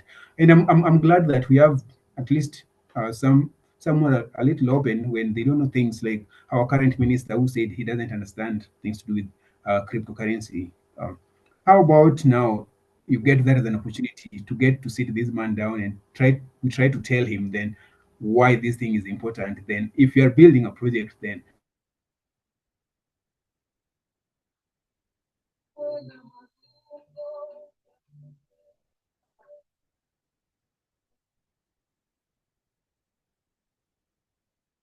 Sorry, there it seems like we've lost Hamilton. Hamilton, can you hear us? Hamilton. Okay, thank you so much, Hamilton. Of course, Hamilton was talking about the availability of skill gap, and Hamilton also told us that the in-demand skills are the full stack website development, cybersecurity, and blockchain. He also said that the cheapest platforms to learn these things are the Google Analytics, Coursera, and Udemy. So thank you, Hamilton, for that. Even if we have seemed to lose your you. But our next speaker is Adesua Ekeng Buddha, and I would like him to explain to us how public and private sector collaboration help increase youth access to skills, training, and develop and employment opportunities. Welcome, Adesua. All right. Thank you very much, and good evening, everyone. Thank you for the question. So I'm going to share my story again, like I did the first time, because in my story lies the answers to this question. So I am someone that have worked with both public and private sector, including I worked as a project coordinator, as I mentioned earlier, with my state. So I'm from Edo State in Nigeria. My state-owned skills development agency, and it was an agency that always collaborated with government and private organizations, and I am currently country director for EduTech Global Nigeria. And I can tell you one thing. One thing I will say is this: collaboration between both public and private sector is not just beneficial; it is something that is really, really essential. Okay, so let me start with the first point. Yeah, one of the biggest challenges that most young people face today is not the absence of education. No, it's not as if they are not educated, especially for most African children. They go to primary school, they go to secondary school, then maybe they skip the tertiary part, but for some they do. But the mismatch here is between the fact that they are taught what the market requires. Sorry, yeah, they are taught what the market requires. And we realize that the skill training to be for the skills that they've learned in school, for that training to be effective, and most times in schools, it is usually the theoretical part that they teach, and the practical part is like left out of the circle. They have to have like places where they can learn this thing in depthly, like skills that they've the knowledge, the theoretical knowledge that they've gotten from their education or from wherever. They have to have like practical training sessions. And most times, if you look at it, it is the private organizations, private like training, just like the previous speaker was talking about, NGOs, NPOs, private organizations that can actually do this training in depth. The government is just going to provide a platform for you to maybe give you a wider reach, support you with a venue and all of that, but they do not have the like technical know-how to actually like bring up all of this training and say, okay, we've become so optimum in AI and we want to. They usually need private organizations to collaborate with them to make sure this is a reality. And I have an NGO that I started, I think, 5 years ago, and when I lead community-based empowerment projects with my NGO, so the name of my NGO is Yosemite Center for Children, Women, and Youth Empowerment. I've partnered with organizations like NAPTIP, like IOM, Red Cross, Human Capital Development Office in Nigeria, but all of this is also tied to the government. So for any of your, what do they call it now? For any of your, uh, like for any project you want to do and you want it to make a lot of sense, if you usually if like for private organizations, because edutech too is a private organization, I am currently country director, like I mentioned. You have to involve the government because they will give you that platform to scale and to like create more awareness, unlike when you want to do it on your own. So just like I mentioned, it is really key that um for any business, or even if you are just one person, and you can be an advocate, you can be a policy implementation person, whatsoever you are, for you to have more reach and more access, it is also good to partner with government establishments. Okay, so I was talking about EduTech. Let me give you a case study. EduTech Global is an educational platform company that originated in Namibia. And now we operate in Kenya, we operate in Zambia, and currently Nigeria, and more other countries upcoming. I see a unique model playing out here because in Namibia, the government is already collaborating with us to implement 2D stroke 3D simulations stroke digital learning solutions in schools like the Namibian University of Science and Technology and some other schools. And we are currently trying to see how we can make this like spread out in other countries where we're at with the intervention of the government, with the intervention of the government. So it's all about integrating innovation into public education, but in a sustainable and structured way. Remember, we're a profit organization. The government is not for profit, but we can always meet halfway. The goal is to share value. So for me as EduTech and for the government as the government, they need our resources. They need to upskill. They need to become tech affiliated and know what is currently happening in that trend.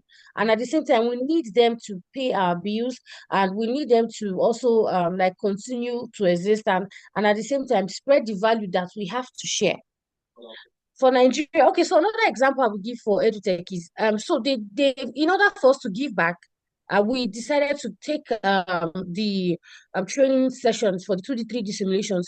So let me explain it in detail for people that are not conversant with what I'm saying. We take your school curriculum and we convert it to a digital visual curriculum, such that as they are teaching, if it is physics, chemistry, let's say they want to add a calcium with sodium, it has to change color, it has to look good. And for some African schools, they lack laboratories.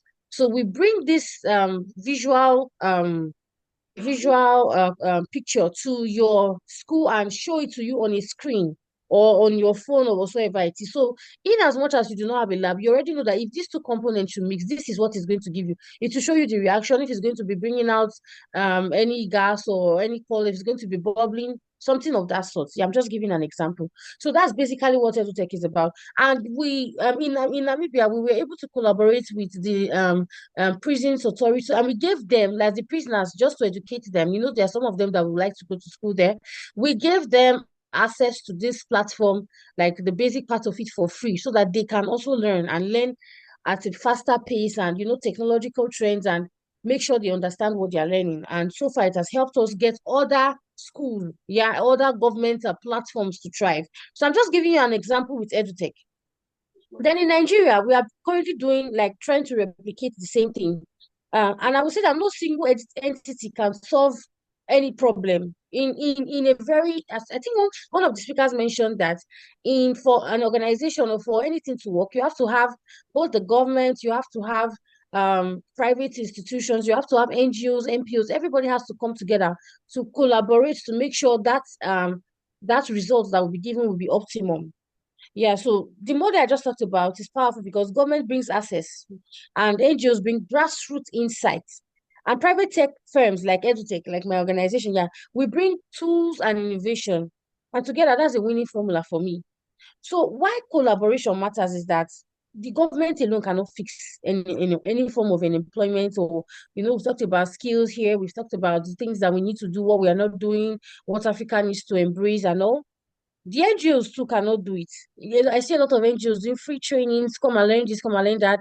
But then again, when it comes to trying to register your business, when it comes to trying to what's the word I would use? Aside registering your business, when it comes to knowing what taxes to pay and all, that's where the government comes in, because it is the government that sets up all of this. And for the private organizations, these are the businesses we are talking about. So it has to be a three-way street. Everybody has to play their role. Yeah. And private sectors too cannot play and understand community realities alone.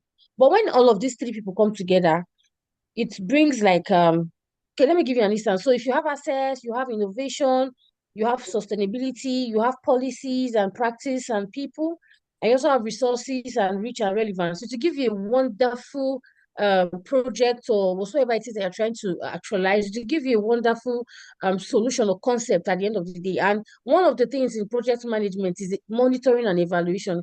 You have to be able to evaluate anything that you're doing at the end of the day, regardless whether it is your personal job, whether it is a government project, whether you're an NGO, to see how well that project did, so that you can know what to do during the next phase. And you have to make sure one thing that is to be measured in every project is impact. How much impact did that thing make? And like I said, if you want to make serious impact, you have to involve all of the parties. And okay, so I was giving an example. I said the government can support with policy and infrastructure, like training centers and educational reforms, just like I mentioned earlier. I think private sectors too can bring in technical know-how, just like the previous speakers talked about. Internship, internship is key. Internship, most of us are not willing to intern. Some internship are non-paid. Most African youths are not willing. It is now that their eyes are opening to this. They are not willing to intern if there's no money attached. Mentorship sessions. Somebody talked about the underestimated part of mentorship. Mentorship is key. As I'm here now, as being a country director, I also have mentors.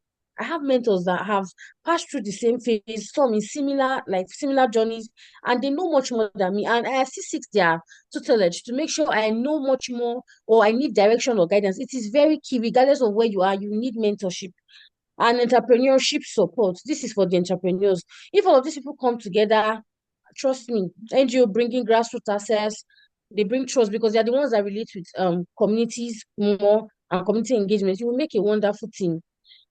So, okay, so what does this mean for young people?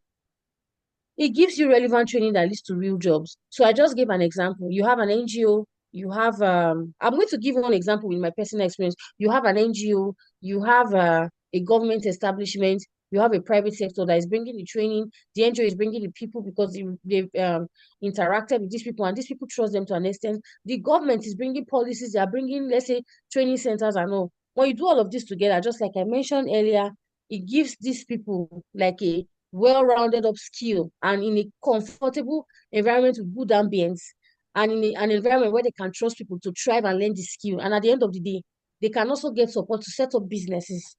Then internships and apprenticeship placements that can build experience. I also talked about internship. I talked about apprenticeship. Apprenticeship, some get paid, sometimes they don't. The knowledge is what you get. But I would really want to encourage people here to volunteer. There was one of the speakers that spoke about all of the organizations that you can partner with. I think the guy from Ghana. Sorry, I can't really recall your full name, but I know the person was from Ghana and he spoke about these things. And I will advise the people that are connected to this call to look into all of these platforms he has talked about.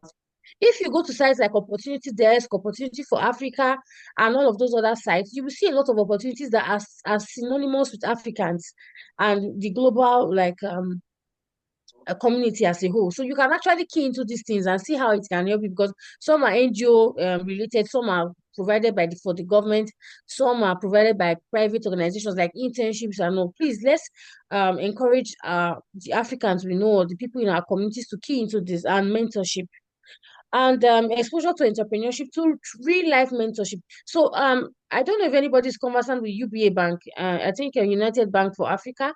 It's one of the banks in Nigeria, and I was recently reached out to be a mentor for UBA because they do this Tony Olumelu Foundation and they call it TEF grant, and I was able to mentor just one person, but I realized that during the process of the mentorship, I learned one or two things from her here because she was somebody that was really passionate about the little business she had and the reason why she started it. And I saw somebody that was really relentless.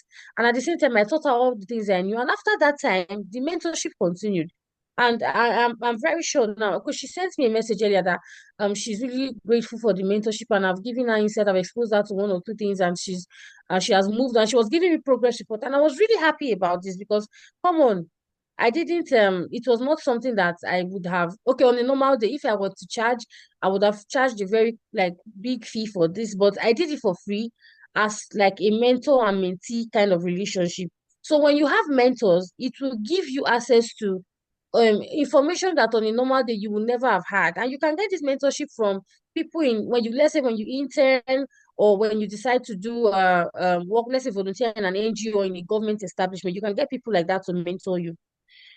Okay, and we also have digital tools and platforms that enable learning anytime, anywhere. Yeah, I mentioned all of those websites and the person that spoke about opportunities. Okay, so for all of us as Africans now, we require for every person. So I have a mantra. My mantra is to be the change. The world needs to be a better place. So I'm going to pause here and share a story. There's something called the compulsory 1 year service period for Nigerians. If there's any Nigerian here, they will know what I'm talking about. And I had to go and serve in a very rural community because I stay in a urban like the urban area.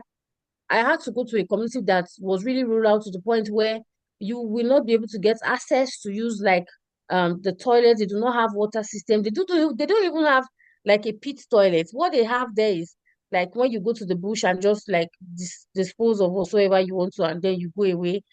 It was very rural. And the first thing that struck me was, how did I end up in this? I was very angry. I was feeling very like angry and it was, I would not lie to you, it was in that place I realized that there was life outside my urban city. There was life outside where I live because I realized that these people too have difficulties, but they've been able to navigate, they've been able to innovate and find a way around it. In order to get power to charge your phone in that community, you have to walk for like 2 miles to the market. And that is where you see people that have generator to like help you with power. It was that bad. But I realized that a lot of these people did not have access to the opportunities that I had because I had to teach in a school. A lot of these people were passionate about learning and they needed the exposure. And so what I did, I gathered a team of other club members. I decided to do like a training session. I said, okay, everybody tell me the skill you have. Let's come together. And the first thing they asked me was, funding is very key. How are we going to fund this project? I said, okay, let us meet with the local governments, that's governments now on a local scale. Local government secretariat. Let us meet with religious leaders like the Catholic Church, the mosque and in that location. Let's meet with these people. Let us meet with people that own businesses in these communities that can help us like fund this project. Now, remember, I was just an individual. Then I did not have an NGO. I was just somebody that was passionate about creating positive change. And I was able to round up like a 3-member team. And we set out at the last, the third person even dropped out because the stress of going to look for funding and also it was just myself and another lady. And we had to use our funding, our own money to like transport to all of these locations because it was a local government. So a local government here comprises of different villages. We are going from village to source for funding, to drop letters, to ask for government support, to ask for private support, to ask. And I was able to, okay, we, not me, we were able to like bring in a lot of funding that was enough for that project. And we had a little bit left, and I was able to like give reports. So the skills these people were able to learn, they learned how to make liquid soap, how to make perfumes, how to bake, how to make shoes and bags, all of the skills that I learned over time because I like to learn skills. We had to transfer it to these people all for free. Now, taking a look retrospective look back at my story, you will see that I communicated with the local government. They provided funding. I was able to communicate with NGOs, NPOs that were able to also bring in funding and people that had businesses. And these people were willing to come together and say, okay, for the good of the community, for the good of the people here, let us key into this project. Trust me, I was not an indigenous of that place, but I had value to give. I was not from that place. I am from the south. Those people were from the east. But because they saw value in the project that I had at hand, and they knew that this person with, when you write your project, the concept note and the proposal, if it is looking like really realistic, it will be obvious to everyone. If it is looking like something that you just want to use to take money and run away, it will be obvious to when these people interact with you. A lot of them have had experiences. And I tried as much as possible to ensure that every partner had a feedback at every point in time when this whole thing was going on. And I was able to put, and I got a state honors award. Sorry, this is letter of commendation also. I can't remember which, from the state government, that particular state government. I was not from there. I didn't know anything about. I just saw a problem and I saw a solution to it. And one of the reasons why I did that was because in the school where I was teaching, now this is a very sensitive topic. I realized that most of the female children in that school, once they started like school, let's say like 90 students start off in a class, 90 of them, 45 of them are female, 45 of them are male. Once they are entering into the next class, you will hear that 3 of the students or 5 of the students have gone to marry. That's the girls. When they're moving to the next class, you hear that maybe 10 of them have dropped out. They are now married. When you move to the next class, so it was a very funny situation or scenario. And I kept wondering, these girls have not been able to like learn so much to a point where they will say, okay, I can use this thing to get a job. So that was what triggered my wanting to teach them skills that would also come in handy. It's a vocational form of training. In as much as they already know how to read and write and exchange money and communicate, then we can like proceed from there. They can have skills rather than just be housewives who sit at home and not have anything doing and just saying, oh, my husband brings the money. A woman too can also contribute. So that was one of the main reasons why I decided to do what I decided to do. And I also had other experiences with a lady that, okay, so let me just share this story. I only share it anywhere I go. So I had a student that was already an auxiliary nurse. And you know what an auxiliary nurse is? Somebody that is already did not go to the nursing institution or the nursing school, like that is a tertiary education, but they like support the person that goes or the person that has the experience. They support a nurse or a traditional person that takes deliveries. So they learn the work through that means. So she was going to school with the dream of becoming a nurse, but she had a constraint. Her parents were uh people that did not believe in educating the girl child. So she had like 3 elder sisters above her, and they had all married. So it was her turn to like follow the same like route of going to get married. And she was the most intelligent student in that school, the school where I taught. She was the brightest student, and she was a girl child, and she already had the skill, like the basic knowledge. Well, all she just needed was a tertiary push, and then she becomes like certified, and she can earn real and good money from it. And I noticed that her countenance has started to change in school. And when I asked her, she would say nothing. She would not want to speak. Then all of a sudden, I stopped seeing her. And I asked around and they said that it is her time to go and get married. This is so we call it senior secondary school 3. like the last class you go to in your like secondary education. And it was just like the WAEC exam was just around the corner. That's the West African exam that they take. It was just around the corner. I was like, no, this cannot happen. And I kept on, so I couldn't sleep that night. I was like, what happened? What is the problem with like these parents of this girl? Can they not say that she has a lot of prospects? Can they not say that she's somebody that is a person that will bring in like economic reform in the home and all? But these parents were kind of like illiterate, so they did not really see the need. And another thing I did there was to meet up with the family members of this lady. So I knew the aunt. She was like a neighbor where we stayed. And I spoke to the aunt. I was like, please, you have to find a way. And the aunt was able to like hold a small family meeting. And we had to go and pitch our reasons. So myself and the other lady, we had to go and pitch our reasons as to why they should train the girl. And the sisters were in support of it. But the father said, if this girl is to go to school, he will not pay for her fees. He had already done the best he could because they believe that your husband should train you. You know, it's a very rural community. They've done the best. You can read, you can write, you can exchange. Your husband should train you to do the rest. And it was very, very um pathetic. But I was able to bring in, just again, like I said, I was able to bring in like a family member. I spoke to some of the teachers in the school to guide me on how to navigate. I spoke to the what did they call it now? Like the inspector for the NYSC, like a government person, to be able to say, okay, please, I would like you to come and like come through for this situation. And all of these people played a role in ensuring that this lady was actually able to go to school. She's a graduate now. Yeah, to the glory of God. And each time I remember that story, I see that when it reminds me of the power of collaboration. You know, I had to involve the government, I had to involve the community leaders, I had to involve a lot of people just because I realized that this person had a lot of like capacity and she had a lot to give, and it would have made it. I know now that wherever she's making impact because she was a good person. And just like I've said all of this, I've said why public stroke private partnership or non-profit is really essential. When all of this power people come together, or power organizations come together, there's a tremendous change that can take place. And the same thing for skills, the same thing for employment, because where I worked was a skill development agency platform. I'd seen it real and firsthand, how people would come, private organizations would come and say, we want to do trainings, and the government will say, okay, we can give you the space, we can provide lunch, we can provide the stipends, just to make the process, like, you understand what I'm saying, just to make it seamless. And NGOs and NPOs will say, okay, we have the people, and they bring people that do not have the skill spiral. And at the end of the day, it is a wonderful marriage. It is a marriage of like innovation, policies, and opportunities and trust, like within the parties. And I would want to conclude by saying that for Africans, the marketplace is changing fast.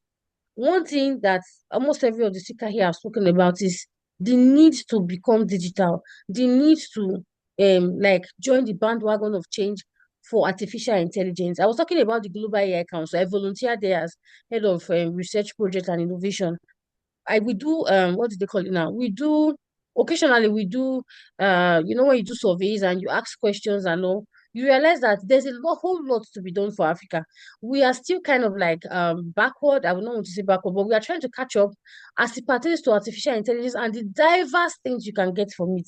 There are a lot of things that can be gotten, and that is one of the reasons why EduTech, aside the 2D, 3D simulation thing, we are also into artificial intelligence. We teach skills like graphic design, just for like a stipend, for a token rather.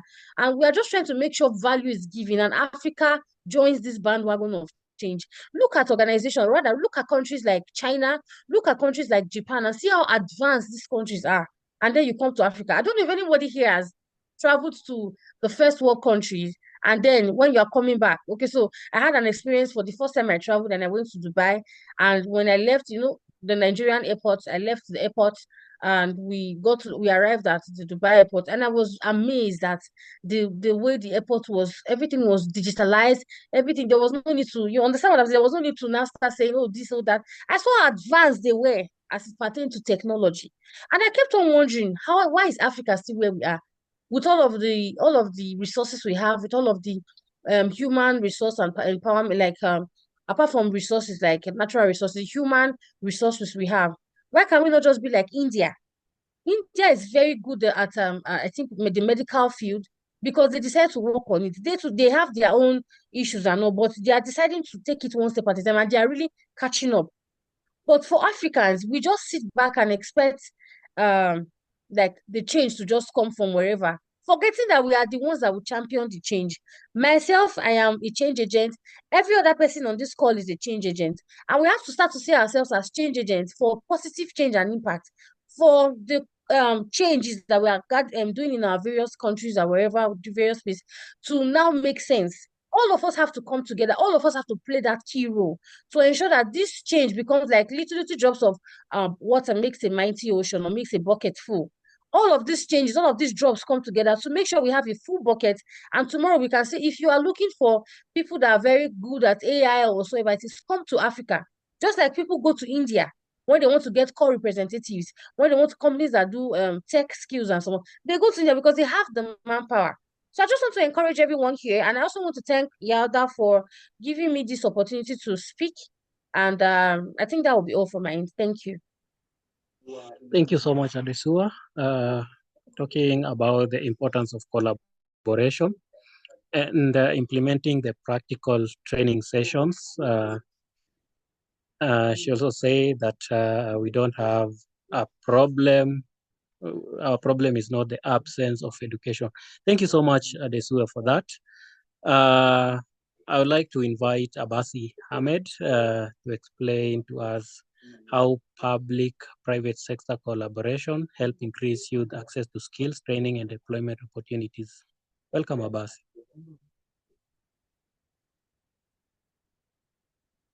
Abasi Ahmed, I don't know whether Abasi is here with us. Okay, if we cannot hear Abasi, then because of time, I think we will not have our Q&A today. But actually, I want to thank everyone for that interactive session. The session has been lively. We urge all participants to follow Yalda on all our social media platforms and register for our mailing list for the latest news on African development, employment, and scholarship opportunities, and also inspiring African youth stories. Also to note is that all the live attendees of this webinar will receive a certificate of participation from College Guide Africa. At this juncture, I would like to invite Rediala. Yes, yes. Rediala, welcome. Okay, thank you very much, Alan. So just a quick reminder for everyone to follow us on our social media platforms, so you can receive information about our programs and events. And I also wanted to let everyone know that we'll be launching our Q2 of the Empower Your Skills workshop, and the application is open now, and it will be pasted. The application link will be posted in the chat box. So everyone should apply. We'll be taking you through practical and interactive skills that will make you ready in academic, leadership, and professional environment. So thank you, everyone. Thank you all for joining us today for this insightful webinar. We hope you have gained valuable knowledge, and thank you to our speakers for sharing their expertise and experience, and thank you to Alan too for co-moderating with me. Thank you very much. We really appreciate everyone. So thank you, and have a wonderful evening. So don't forget to follow us on social media, both Yalda and College Guide Africa, and the link for the workshop has been shared in the chat box. So everyone should make sure to check that out. So thank you, everyone. Have a wonderful evening. Thank you. Thank you too. Have a good evening.